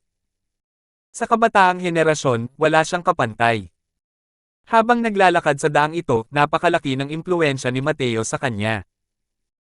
Noon, lagi siyang sumusunod kay Mateo at pinapanood si Mateo na pinoproseso ang tableta. Kalaunan, nakuha rin niya ang personal na gabay ni Mateo. Ang kasalukuyang Serena ay matagal nang hindi katulad ng Serena noon. Gayunpaman, nang marinig niya na dadalhin siya ni Mateo sa Cloudfield Great Imperial Capital, masaya pa rin siya na parang isang batang babae, sumasayaw sa tuwa. Diyos ko, ito pala ang Cloudfield Great Imperial Capital. Bakit pakiramdam ko, basta taga rito lang ang taong iyon, alam na alam nila kung paano magpino ng mga table task? Tanong ni Serena na may bakas ng kuryosidad sa kanyang mukha. Mula nang pumasok si Serena sa lungsod, ramdam na ramdam niya ang halimuyak ng gamot sa hangin. Sa mga gilid ng kalye, makikita ang mga arena ng labanan ng alchemy kahit saan. Bukod pa rito, puno ang mga manunood sa bawat laban. Malinaw na ang alchemy atmosphere ng Cloudfield Great Imperial Capital ay nakapaloob na sa buhay ng mga ordinaryong alchemist. Tumango rin si Mateo at sinabing, tunay nga, ang mga pamantayan ng mga alchemist dito ay mas mataas kaysa sa ibang mga lugar. Karapat-dapat itong maging numero 1 banal na lupain ng alchemy ng southern border. Tumikim si Serena at sinabing, ano pa ang silbi kahit na mas kahanga-hanga pa ito. Sa harap ng kamahalan, walang saysay ang lahat. Ang kamahalan ang numero 1 henyo sa alchemy. Umiling si Mateo at tumawa kahit na hindi niya gusto. Binubulag na siyang iniidolo ng babaeng ito ngayon. Biglang may narinig na boses. Sabi ng lalaki, nako. Ang yabang naman. Ang lakas pa ng loob ng isang hambog batang yan na mag-angkin na siya ang nangungunang henyo sa alchemy. Malinaw na narinig ng iba ang mga sinabi ni Serena na nagdulot ng matinding pagkadismaya. 2017. Sa harap niya ay isang gwapong binata. Isa lamang siyang Diyos na celestial sa ikawalong langit. May sumunod pang ang isang dalaga sa tabi niya. Magkasing edad ang dalawa. Magkamukha silang magkapareha. Ngunit sa likuran ng dalawang tao ay nakasunod ang dalawang gwardya ng True God Realm. Malinaw na hindi pangkaraniwan ang kanilang pinagmulan. Sabi ng dalaga ng may mapanghamak na tingin, napakawalang hiya mo talaga, ngayon lang ako nakakita ng taong nang ahas na magpakilalang siya ang numero 1 henyo sa alchemy. Ang Kuya Bruno ko ang numero 1 nakababata ng pamilya Zing. Pero, hindi rin niya sinasabing siya ang numero 1 henyo sa alchemy. Sino ka ba sa tingin mo? Natigilan si Mateo nang marinig iyon. Kailan niya nasabing siya ang numero 1 henyo sa alchemy? Malinaw na sinabi ni Serena ang mga salitang ito, di ba? Pero ang galing talaga ng babaeng ito kung paano gumuhit ng agro para sa kanya. Nang marinig ito ni Serena, agad siyang nagalit. Ano ba yan, ang pamilya Zing? Ang nakababatang henerasyon ng pamilya Zing. Huho! Kalimutan mo na ang nakababatang henerasyon ng pamilya Zing mo, kahit pa dumating ang nakatatandang henerasyon ng pamilya Zing, dinudurog pa rin ng Panginoon ng pamilya ko. Bata pa si Bruno, kaya paano niya ito matiis nang marinig niya ito? Agad siyang ngumiti ng malamig at sinabing, napakataas naman ng kutob mo. Sa southern border na ito, wala talagang hihigit pa sa iilan ang nangangahas na magsalita tungkol sa aking Chanlinzing family sa ganitong paraan. Ang kanyang mga salita ay agad na nagdulot ng sunod-sunod na bulalas. Lumalabas na ang pamilya Chanlinzing pala iyon. Isa pala itong sinaunang pamilya ng alchemy na pangalawa lamang sa mga banal na lupain na may pinakamataas na ranggo. Ang numero 1 tao ng pamilya Zing sa kabataan, si Bruno, tiyak na magpapakita siya ng karelagan sa Cloudpeel Summit sa pagkakataong ito. Brunog. Narinig ko na siya dati. Mahigit 1,000 taong gulang pa lamang siya at nakarating na siya sa middle stage initial realm. May potensyal siyang makapasok sa Dao realm sa hinaharap. Nang marinig ang usapan ng mga nakapalibot na tao, si Bruno ay may pagmamalaking tumingin.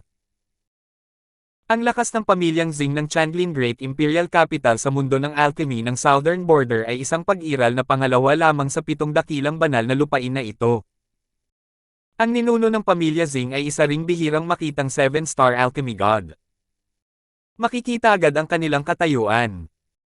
Dahil si Bruno ay tumuntong sa middle stage initial realm sa murang edad, isa rin itong bagay na dapat ipagmalaki. Hindi dapat tingnan kung paano nakapasok si Mateo sa initial realm, nakalusot sa Dao realm habang naglalakbay, at ngayon, napalapit pa sa ancestor realm. Ang initial realm ay isang bagay na maaaring matagpuan ng isang tao sa pamamagitan ng swerte, ngunit hindi sa pamamagitan ng paghahanap nito sa mga ordinaryong alchemist. Ang pag-abot sa initial realm ay isang napakahabang proseso na nangangailangan ng hindi mabilang na oras upang maipon. Kung maaalala ang mga bagay noon, si Atticus ay nabuhay ng matindi at nasa gitnang yugto lamang ng initial realm. 1,000 taong gulang pa lamang si Bruno Zing at nasa middle stage initial realm na siya. Natural lamang na ipagmalaki ito. Narinig mo yan, numero 1 henyo sa alchemy. Kung may lakas ng loob ka, maglaban tayo. Biglang hindi pinansin ni Bruno si Serena at hinamon si Mateo. Masayang tumingin ang lahat kay Mateo, pakiramdam nila ay hindi nito tatanggapin ang hamon. Kahit na mas mataas ang cultivation realm ni Mateo kaysa kay Bruno, halos pareho lang ang kanilang edad. Sa paningin ng lahat, mas pinag-uukulan ni Mateo ng lakas ang martial arts. Kung tungkol naman sa alchemy, ito ay isang masusing trabaho. Kaya paano ito naging ganoon kadali? Kaya naman, kung makikipagkumpetensya si Mateo kay Bruno, tiyak na matatalo siya ng walang duda.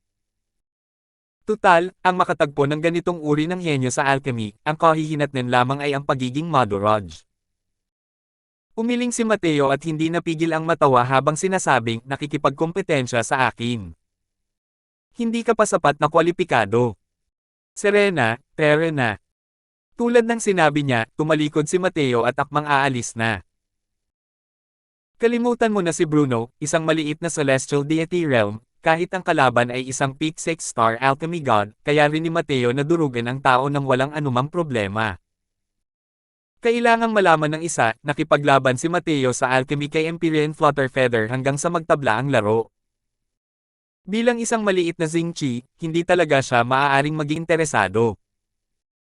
Ngunit ngumisi si Bruno at sinabing, anong ibig mong sabihin na hindi sapat ang kwalifikasyon? Ang ibig sabihin ng huwag manggahas ay huwag manggahas. Blake, Ben.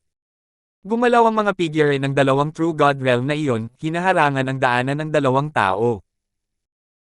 Kung hindi ka maglalakas loob na makipagkompetensya, lumuhad ka sa harap ng batang Panginoong ito at aminin ang iyong kasalanan. Ang aking pamilya Zing ay hindi basta-basta kayang ipahiya. Sabi ni Bruno nang may malamig na ngiti. Sinaman ni Mateo nang tingin si Serena. Nakadila lang ang huli at yumuko, hindi naglakas loob na tumingin kay Mateo. Kung gusto mo talagang makipagkompetensya, kunin mo ang ninuno ng pamilya mo. Ikaw naman, kalimutan mo na yan, natatakot akong takutin ka, malamig na sabi ni Mateo. Nang marinig iyon ni Bruno, mas lalo siyang ngumiti ng malamig. Napakayabang mong bata. Kalimutan mo na yan, dahil ayaw mong tanggapin ang hamon, lumuhad ka at aminin ang iyong kasalanan. Malamig na sigaw ni Bruno. Gaya ng sinabi niya, hinawakan ni na Blake at Ben si Mateo, at sa pilitang papaluhudin sana nila si Mateo. Ang dalawang taong ito ay parehong powerhouse ng Third Firmament True God at itinuturing ding powerhouse ng isang rehiyon. Ngunit sa kasamaang palad, nakasalubong nila si Mateo. Hindi gumalaw ang figure ni Mateo at ang dalawang tao ay nakahawak pa nga sa isang ilusyonaryong figure. Hindi pa nagulat ang dalawang taong ito nang mabilis na itinuro ni Mateo gamit ang isang backhand. Faf, faf. Dalawang mahinang ungol lamang ang narinig. Natamba sa lupa sina Blake at Ben nang marinig iyon at hindi na makagapang pa. Nang makita ni Bruno ang eksenang ito, nanlaki ang kanyang mga mata. Sina Blake at Ben, dalawang taong may karanasan sa 100 labanan. Bihira silang makalaban ng may parehong ranggo. Pero sa harap ni Mateo, wala talaga silang matanggap kahit isang galaw. Labis din na nagulat ang mga tao sa paligid. Kahit gaano kalakas ang alchemy ni Mateo, medyo masyadong malakas din ang martial arts niya, di ba? Ikaw. Anong gusto mong gawin? Ako. Miyembro ako ng pamilya Zing. Kapag naglakas loob kang hawakan ako, mamamatay ka ng walang libingan. Nang makita si Mateo na naglalakad palapit sa kanya, dali-daling umatras si Bruno. Nagbabanta siya pero nanginginig sa loob. Ah! Ganoon ba? Tumingin si Mateo kay Bruno nang may pagtataka. Bigla niyang ikinawit ang kanyang daliri. Isang kumpol ng apoy ang biglang lumipad patungo sa kabilang panig. Natigilan muna si Bruno, pagkatapos ay agad na tumawa ng malamig at sinabing, "Pinaglalaroan mo ba ako ng apoy? Masyado mong minamaliit ang sarili mong kakayahan. Ipapakita ko sa iyo ang sining ng batang Panginoong ito sa pagkontrol ng apoy." Nakita niya lang ang mga selyo sa kanyang kamay na hindi regular na nagbabago, at bigla siyang sumigaw ng malakas, "Palamigin mo ako." Tuluyan ngang tumigil ang kumpol ng apoy, at talagang nagyelo ito ng 3 talampakan sa harap ni Bruno. Napakahusay na pamamaraan sa pagkontrol ng apoy. Tunay ngang karapat-dapat na maging numero 1 henyo ng pamilya Zing. Kahanga-hanga, kahanga-hanga. Kahit malakas ang martial daw ng batang iyon, ang paglalaro ng apoy ay parang pagyayabang sa harap ng isang eksperto. Hey! Isang pagkakamali lang at siya na mismo ang magdurusa sa tahimik na pagkawala. Sunod-sunod na hiyawan ang narinig mula sa paligid. Malinaw na lahat sila ay namangha sa sining ni Bruno sa pagkontrol ng apoy. Tumawa ng malakas si Bruno at sinabing, "Gusto mo bang gamitin ang fire controlling technique para sabihin sa akin na napakalakas ng alchemy daw mo? Kung gayon, walang magagawa ang batang Panginoon na ito kundi sabihin sa iyo na masyado kang mahina. Mag-ingat ka, bumalik ka para sa akin." Gumawa si Xingqiu ng isa pang selyo at pinaputok ito patungo sa kumpol ng apoy na iyon. Swoosh! Biglang nawala ang apoy. Naging seryoso ang tingin ni Bruno, kasalukuyang nagtataka kung ano ang nangyari nang biglang sumigaw sa gulat ang babaeng katabi niya. "Ang ulo mo! Kuya Bruno, ang ulo mo! Ulo ko! Anong problema sa ulo ko? Nalitaw si Bruno at iniabot ang kanyang kamay sa kanyang ulo para hawakan.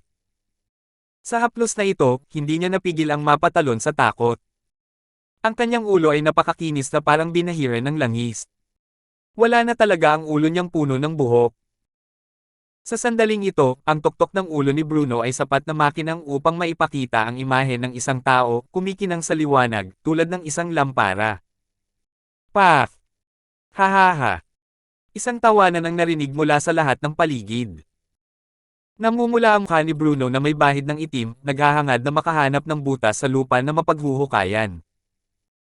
Agad niyang pinaikot ang banal na asensya, gusto niyang magpatubo ng buhok. Ngunit wala itong silbi.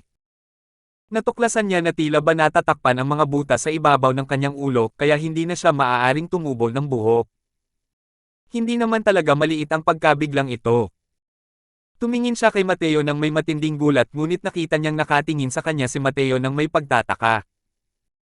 Nakangiting sabi ni Mateo, sa pagkakataong ito, isipin mo na lang na maliit na parusa ito. Kung may susunod pa, hindi ka na makakatakas ng ganoon kadali. Pagkatapos mag-usap ni Mateo, isinama niya si Serena, tumalikod, at umalis. 2018. Napakahusay na pamamaraan sa pagkontrol ng apoy. Nasunog ang ulo ko na puno ng buhok pero maayos naman ang kalagayan ng tao. Ang galing talaga ng binata na yan. Akala ko pa nga nagyayabang siya. Mukhang may mga tigre na nakayuko at may mga dragon na nakatago sa Cloudpil Summit ngayon. Pagkatapos ng malakas na tawanan, sa wakas ay napagtanto ng lahat ang katotohanan tungkol sa husay ng teknik ni Mateo sa pagkontrol ng apoy. Maging ang kalbong si Bruno ay nakaramdam din ng patuloy na takot. Ang kanyang karanasan ay mas malinaw kaysa sa iba. Nagliyab ang apoy sa ibabaw ng kanyang ulo, walang natira sa kanya kahit isang hibla. Para itong inahit gamit ang talim ng pang-ahit. Pero wala siyang naramdamang kahit anong init. Ang pamamaraang ito ng pagkontrol ng apoy ay talagang hindi kayang gawin. Malamang kahit si Kuya Kyun ay hindi rin kayang gawin ito sa ganitong punto, hindi ba? Naisip ni Bruno sa kanyang puso. Habang nakatingin sa direksyong paalis ni Mateo, nagngalit si Bruno sa poot at sinabing, "Sus Mariosep, huwag mo akong hayaang makasalubong ulit. Para manggahas na ipahiya ang aking pamilya Zing, tiyak na tuturuan ka ng leksyon ng batang Panginoong ito. Kamahalan, ang cool mo talaga ngayon lang. Hehe, gusto ka pa talagang hamanin ng hambog na yun at talagang minamaliit niya ang sarili niyang kakayahan," sabi ni Serena na may tuwa sa mukha. Tinitigan siya ni Mateo ng matalim at galit na sinabi, "May kutob ka pa rin ba para magsalita? Sinong numero unong henyo sa alchemy? Hindi ka rin takot mapunit ang dila mo. May mga mahuhusay na tao pa rin na nakatago sa Heavenspan World na ito, kaya sino ang maglalakas loob na mag-angkin na numero uno?" Malaki ang tiwala ni Mateo, pero hindi siya kailanman naging arrogant. Masyadong malaki ang Heavenspan World na ito. Ang mga henyo ay maihahalin tulad din sa mga kawan ng mga karpa na tumatawid sa ilog. Masyadong malaki ang titulong ito ng numero uno. Kahit na umabot sa ganoong uri ng realm ng medicine ancestor, hindi ba't nakatagpo rin siya ng kalaban na tulad ng high priest? Kung hindi siya natatakot sa mataas na pari, bakit niya sasabihin ang huwag magtanong ng dalawang salita? Matagal na nanatili si Serena kasama si Mateo at alam na alam niya ang ugali nito. Humajejek siya at sinabing, "Wala akong pakialam. Alinman sa dalawa, ikaw ang numero unong henyo sa alchemy sa puso ko. Bukod pa rito, sa mga kabataan, sino ang makakabot sa hangganan mo? Kahit sa buong Heavenspan World, hindi rin ito mahahanap, di ba?" Nawala ng malay si Mateo at ikinumpas ang kanyang kamay, tinatimad na magsalita. Isinama si Serena at naglakad-lakad sa labas ng lungsod at matapos makabili ng ilang bihirang gamot para sa espiritu, nagplano ang dalawa na tumungo sa loob ng lungsod. Sa pasilyong patungo sa loob ng lungsod, may isang grupo ng mga sundalong nagbabantay dito. Ang bawat tao ay kailangang dumaan sa mahigpit na screening. Papunta na sana ang dalawa ngunit may nakita silang grupo ng mga tao na paparating mula sa kabilang direksyon. Isa sa kanila ay lubhang kapansin-pansin. Sino kaya iyon kung hindi ang kalbong si Bruno? Nang makita ni Serena si Bruno, hindi niya napigil ang tumawa ng malakas at muling humajajek. Isa ring troll ang kanyang kamahalan. Sinunog niya ang buhok ni Bruno at hindi niya ito hinayaang pahabain. Isang gwapong binata ang naging isang maliit na kalbong asno. Paano ko siya hahayaang umalis at makahanap ng babae sa hinaharap? Nagkataong lumingon din si Bruno. Nang mapansin si Mateo, agad siyang sumigaw. Kuya Byron, ang lalaking ito ang nagsasabing siya ang numero 1 henyo sa alchemy. Kailangan mong maghiganti para sa akin. Sa tabi ni Bruno, isang medyo matandang binata ang sinusuri si Mateo ng may hindi magandang ekspresyon. Dahan-dahan siyang naglakad papunta kay Mateo at sinabing may malamig na ngiti, isang batang hindi pa ganap ang buhok ang nang-ahas na mag-angkin na siya ang numero 1 henyo sa alchemy. Ikaw ba ang sumunog sa buhok ni young brother Chen? Haha, malamang galing sa probinsya ang punk na ito at hindi pa nakakakita ng kahit anong parte ng mundo. Isipin mo na lang na kahit may kaunting kakayahan, pwede siyang maging numero 1 sa ilalim ng langit. Sa Cloudpill Summit na ito, kahit si Brother Zing ay hindi nangangahas na mag-angkin na siya ang numero 1 henyo. Ang batang ito ay talagang nangangahas na ipahayag na siya ang numero 1 henyo. Isa pang binata ang humakbang paarap at tumingin kay Mateo nang may mapanghamak na tingin. Humakbang din si Bruno paarap at tumingin kay Mateo habang nakangiti ng malamig, Kuya Byron, napakayabang naman ng batang ito at sinabi pang gusto mo siyang kalabanin, imbitahin mo ang ninuno ng pamilya Zing natin. Nang marinig ito ng iba, lahat sila ay nagpakita ng nakakatuwang ngiti. Hindi man lang marunong mag-isip ng draft ang batang to bago nagyabang. Ang binata sa tabi ni Byron Zing ay nagsabi ng may mapanghamak na tingin, haha, bata, alam mo ba kung anong klaseng tao ang ninuno ng pamilya Zing? Isa siyang 7-star alchemy god, eksperto sa Dao Realm. Ang katulad mo lang, itong hambog na batang to, ay nang-ahas na hamanin ang ninuno ng pamilya Zing. Ang iilang taong ito ay nagbigay ng kanikanyang pangungusap, walang tigil na kinutya si Mateo. Galit na galit si Serena. Sabi niya nang may mapangutyang tingin, paano kung ang 7-star alchemy god? Kahit si Empyrean Flutterfeather ay tinatawag din ng aking Panginoon bilang kanyang kapatid. Maaari kayang mas malakas ang ninuno ng iyong pamilya kaysa kay Empyrean Flutterfeather. Sa sandaling marinig ito ng lahat, hindi lamang sila hindi natakot, kundi lalong lumawak ang pangungutya sa kanilang mga mukha. Tumawa ng malakas ang binata, Empyrean Flutterfeather. Huho, batang babae, si Empyrean Flutterfeather ay isa sa mga Grandmaster ng Cloudpill Summit. Gaano ba kataas ang posisyon niya? Tinatawag siya ng batang ito na kapatid niya. Tigilan mo na ang pagbibiro sa akin, ha? Umiling si Byron at natawa ng may pag-aalinlangan nang marinig niya iyon at sinabing, lumalabas na dalawang mayabang pala ang hindi nakakaalam ng kalawakan ng langit at lupa. Iniisip ko kung sinong henyo. Ang ganitong uri ng mangmang na hanggal, palaging may ilan sa bawat Cloudpill Summit. Hahaha. Ang pag-uusap ng dalawang tao ay pumukaw ng sunod-sunod na mapangutyang boses mula sa lahat ng nasa paligid. Anong uri ng pagkakakilanlan mayroon si Empyrean Flutterfeather? Isa itong mahalagang karakter na kapantay ng Empyrean Pilljade ng Cloudpill Great Imperial Capital. Sa ilalim ng Heavenly Emperor, halos sila ang pinakamatataas na uri ng nilalang. Tatawagan ba ng ganitong klaseng powerhouse ang isang True God Realm Jr. bilang kapatid? Nagbibiro ka siguro. Bahagyang itinaas ni Mateo ang kanyang mga kilay at malamig na sinabi, tapos ka na bang magsalita? Kung tapos ka na, umalis ka na para sa akin. Tumaas ang kilay ni Byron at sinabing, gusto mong pumasok sa Inner City. Bata, mayroon ka bang imbitasyon para sa Cloudpill? Malamig na sabi ni Mateo, imbitasyon na parang Cloudpill. Ano yan? Hindi napigilan ng binata na may apelyidong Duran ang matawa habang sinasabi, hindi mo nga alam kung ano ang imbitasyon sa Cloudpill at nang ahas kang sumama at sumali sa Cloudpill Summit. Sinasabi ko sa iyo, tanging ang mga alchemist na may hawak ng imbitasyon sa Cloudpill ang may kwalifikasyon para makapasok sa Inner City. Ikaw naman, bumalik ka na kung saan ka nanggaling. Tumawa ng malakas ang kalbong si Bruno at sinabing, iniisip ko kung sinong eksperto at saan ka nanggaling. Kalahating araw ka palang naglalakwatsa, wala ka man lang imbitasyon para sa Cloudpill.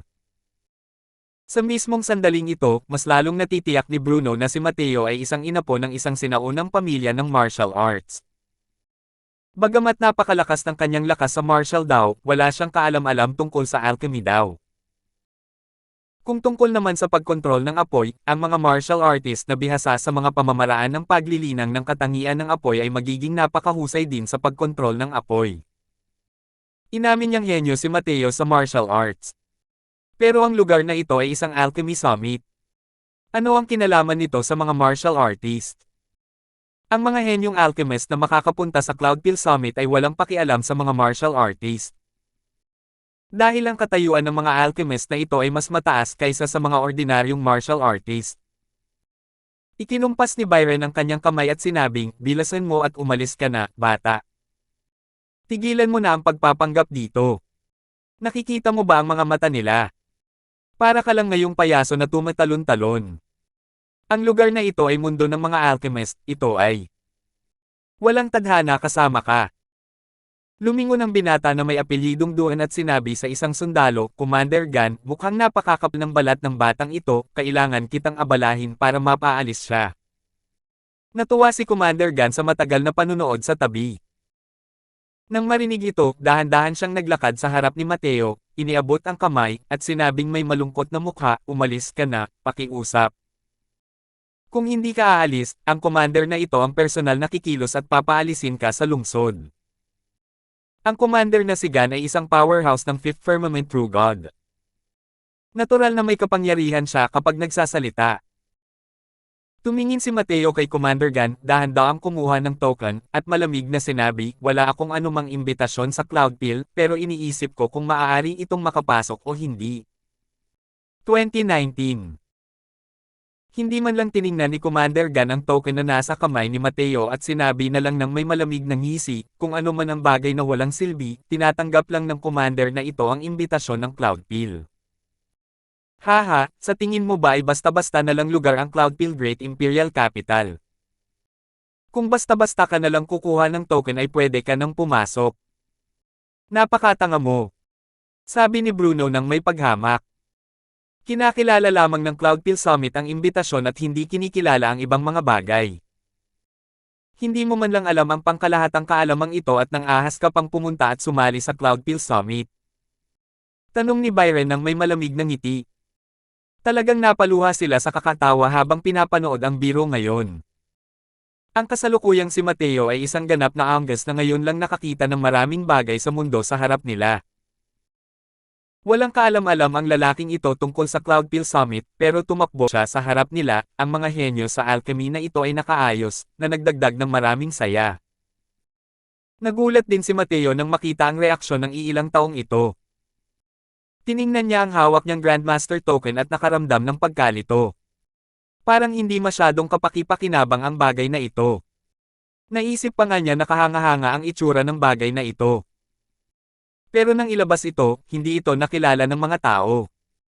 "Bata, mukhang gusto mo talagang kumilos ang commander na ito."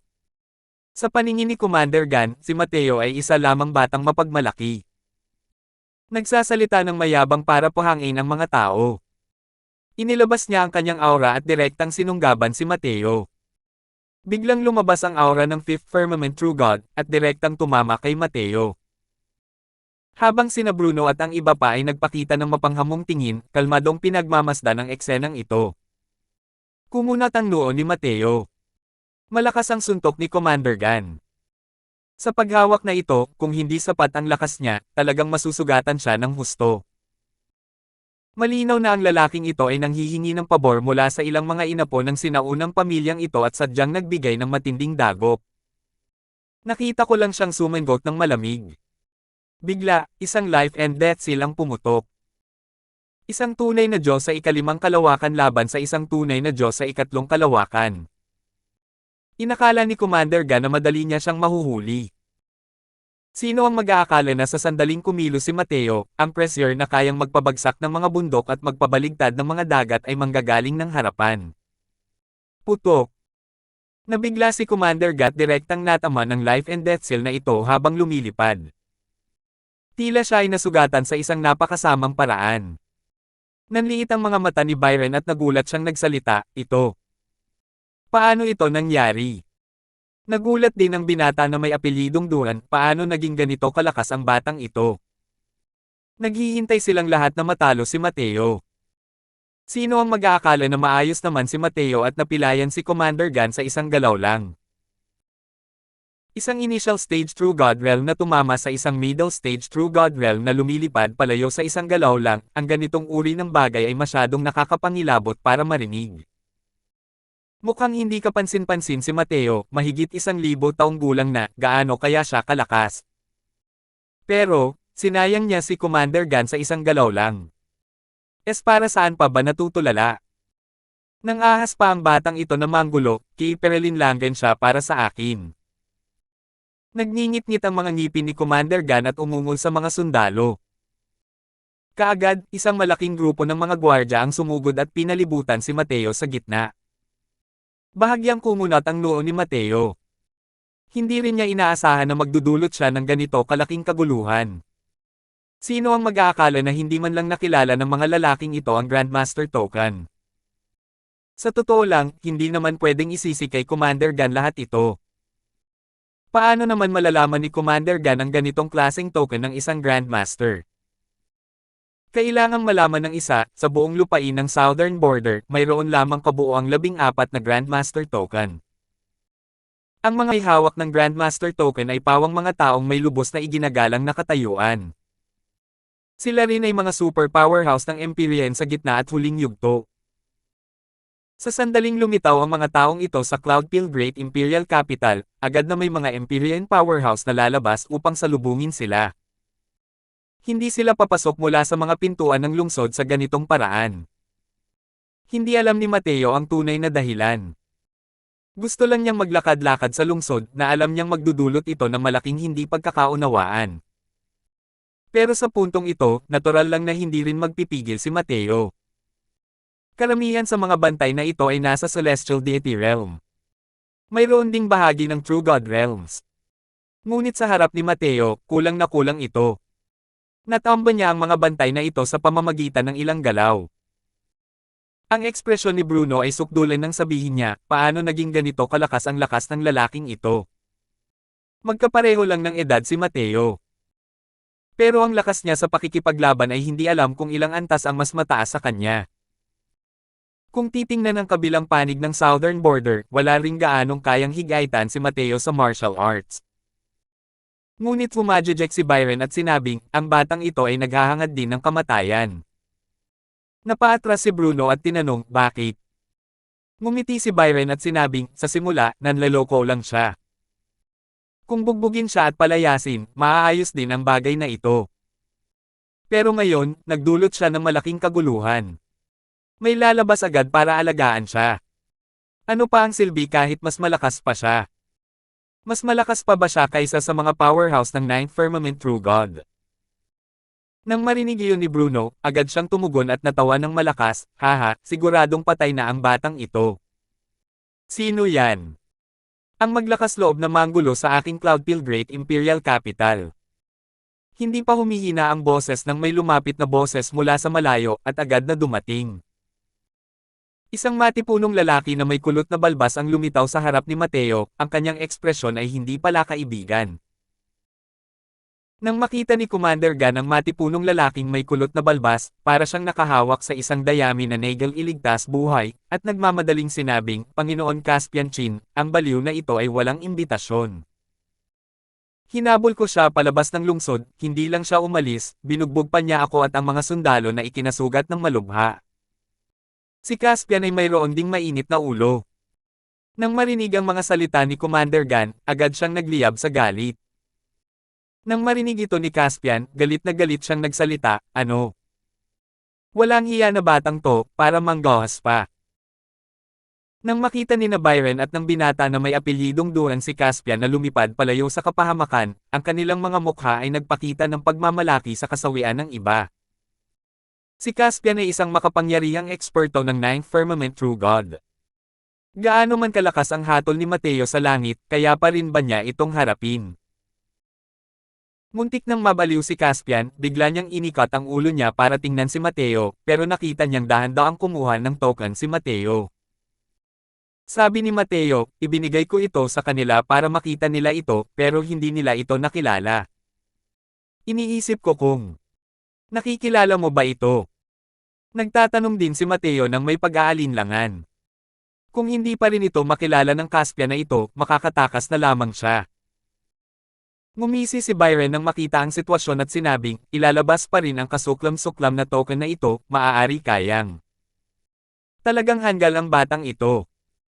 Mabuti na lang at nakahinga ng maluwag si Mateo dahil sa reaksyon ni Caspian. Nang makita ni Caspian ang token, agad na nanlaki ang kanyang mga mata. Tiningnan niya ang token at muling tumingin kay Mateo, ang mga mata ay puno ng hindi makapaniwala. Ito.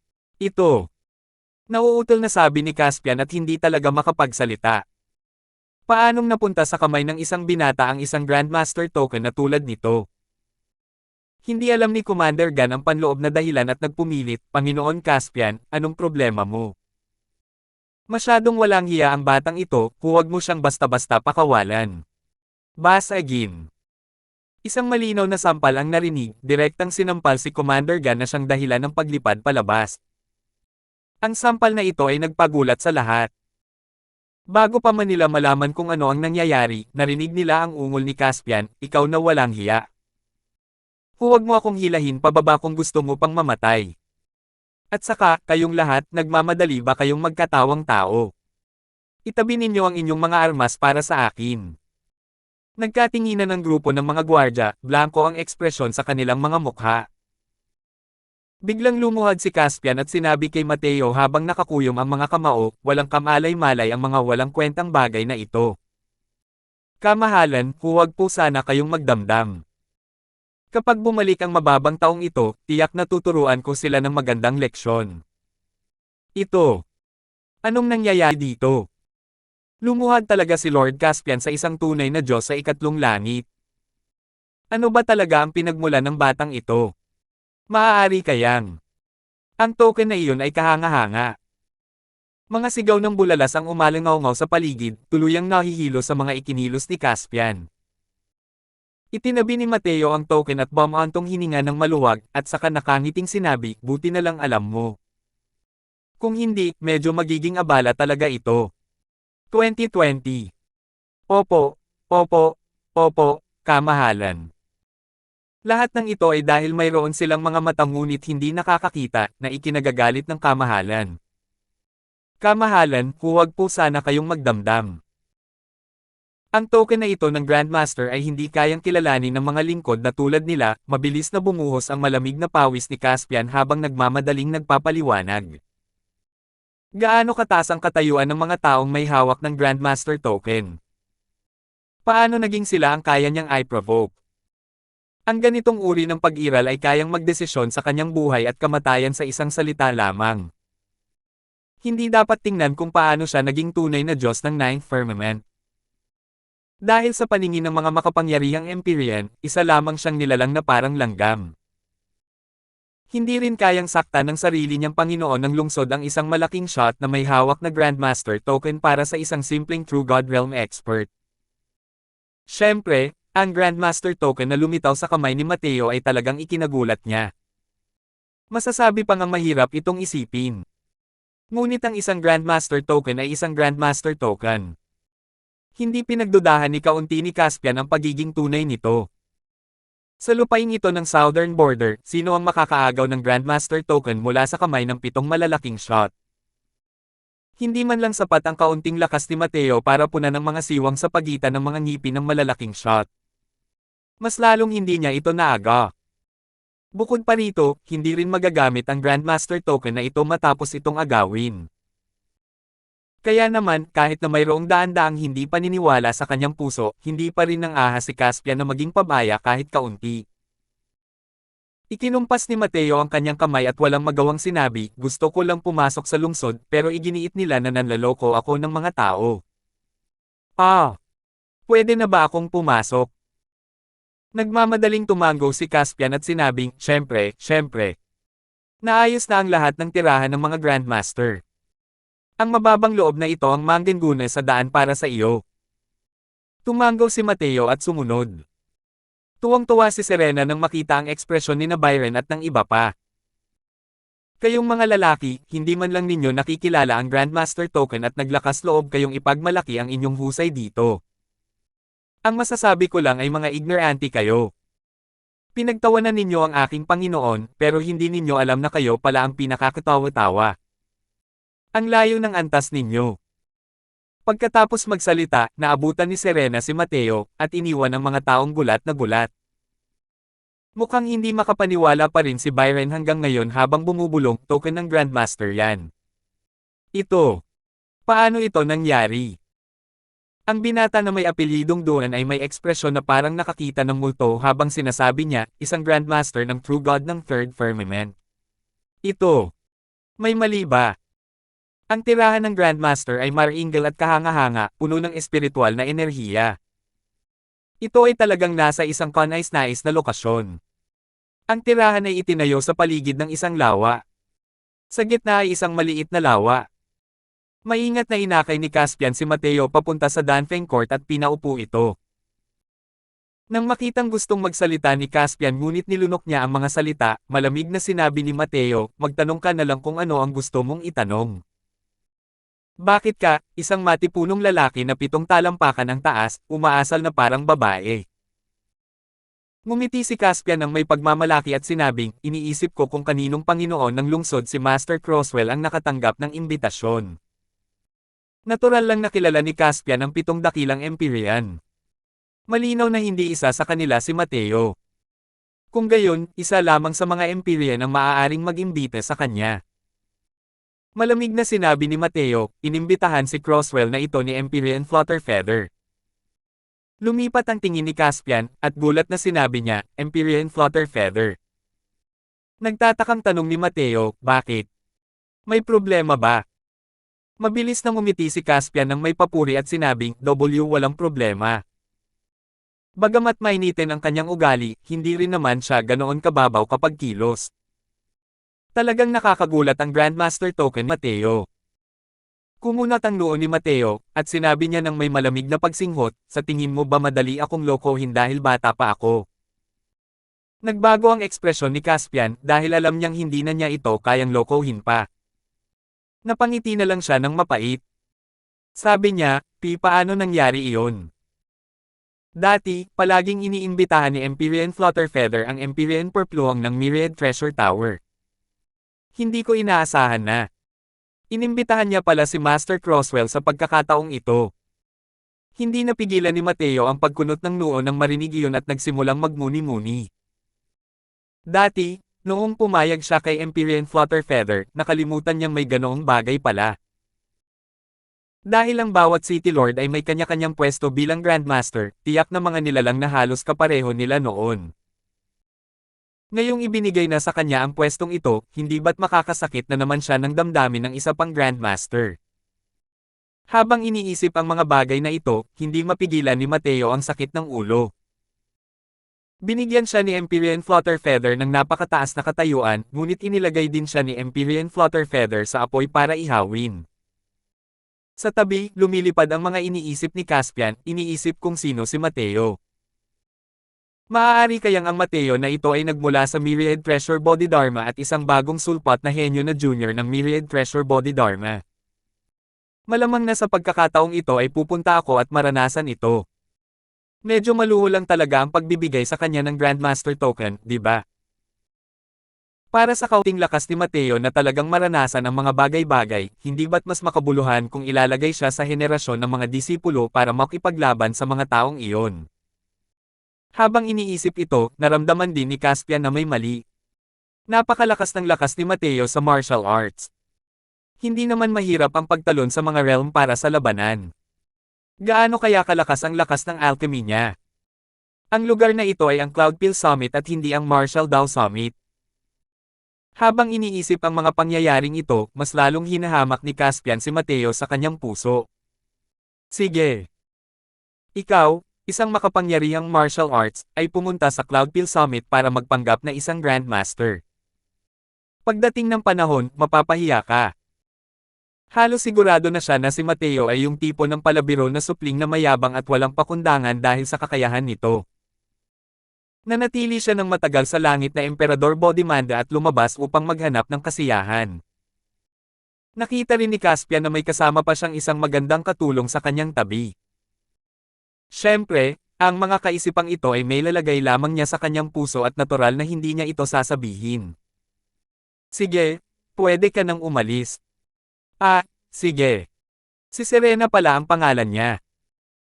Tulungan mo siyang magayos ng kaunting pagkakataon para makasali siya sa Cloudpil Summit, sabi ni Mateo. Opo, kamahalan. Hindi matukoy ni Caspian ang buong detalye, ngunit sumagot pa rin siya at umalis.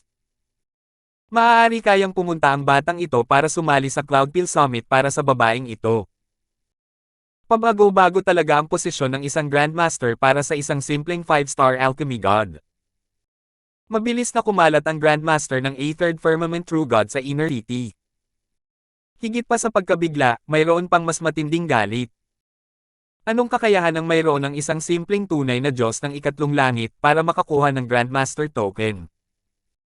Kailangang malaman ng isa, madaling matagpuan ang mga 6-star alchemy god sa lungsod. Marami sa kanila ay mga bata at may potensyal na mga henyo. Mayroon ding mga nangungunang 6-star alchemy god na may mataas na prestihiyo at iginagalang ng lahat. Sino sa mga taong ito ang hindi mas malakas kaysa kay Mateo? Lalo na't alam ng lahat na mahigit 1,100 taong gulang lamang si Mateo. Bukod pa rito, matapos malaman na kahanga-hanga ang kanyang martial arts, mas lalong lumaganap ang galit na ito. Sa oras na ito, 7 hanggang 8 henyo ng alchemy ang kasalukuyang nagtitipon sa isang restoran upang pag-usapan ang bagay na ito. Kuya Griffin, hindi mo alam, pero ang batang yan ay talagang arrogant, sinasabing siya ang numero 1 henyo sa alchemy. Kung pag-uusapan ang numero 1 henyo sa alchemy na ito, si Kuya Griffin lang yan. Ang nagsasalita ay si Byron. Mula nang malaman ni Mateo na may hawak siyang Grandmaster token, labis siyang nalungkot. Paano magiging karapat-dapat sa Grandmaster token ang isang simpleng tunay na Diyos sa ikatlong langit? Nagsalita si Mateo ng mga walang kabuluhang salita at hindi niya talaga inakala na makakasama niya ang pamilya Zing. Hindi niya kayang tanggapin ang insultong ito. May hawak lang na Grandmaster token si Mateo, kaya kinailangan niya itong lunukan kahit ayaw niya. Pero hindi dahil wala siyang magawa kay Mateo, ibig sabihin noon ay hindi rin magagawa ng iba.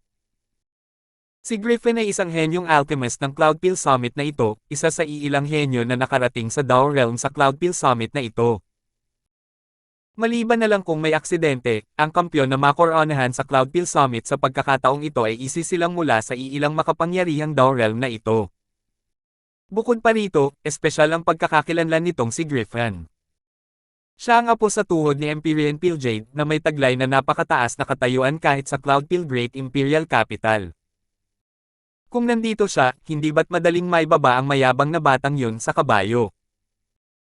Kahit papaano, mapapawala ni Griffin ang lahat ng kanyang reputasyon at maiwan ang Cloudpil Great Imperial Capital na maalikabok at marumi ang itsura. Salamat po at sinamahan niyo ako, ingat lagi mga master.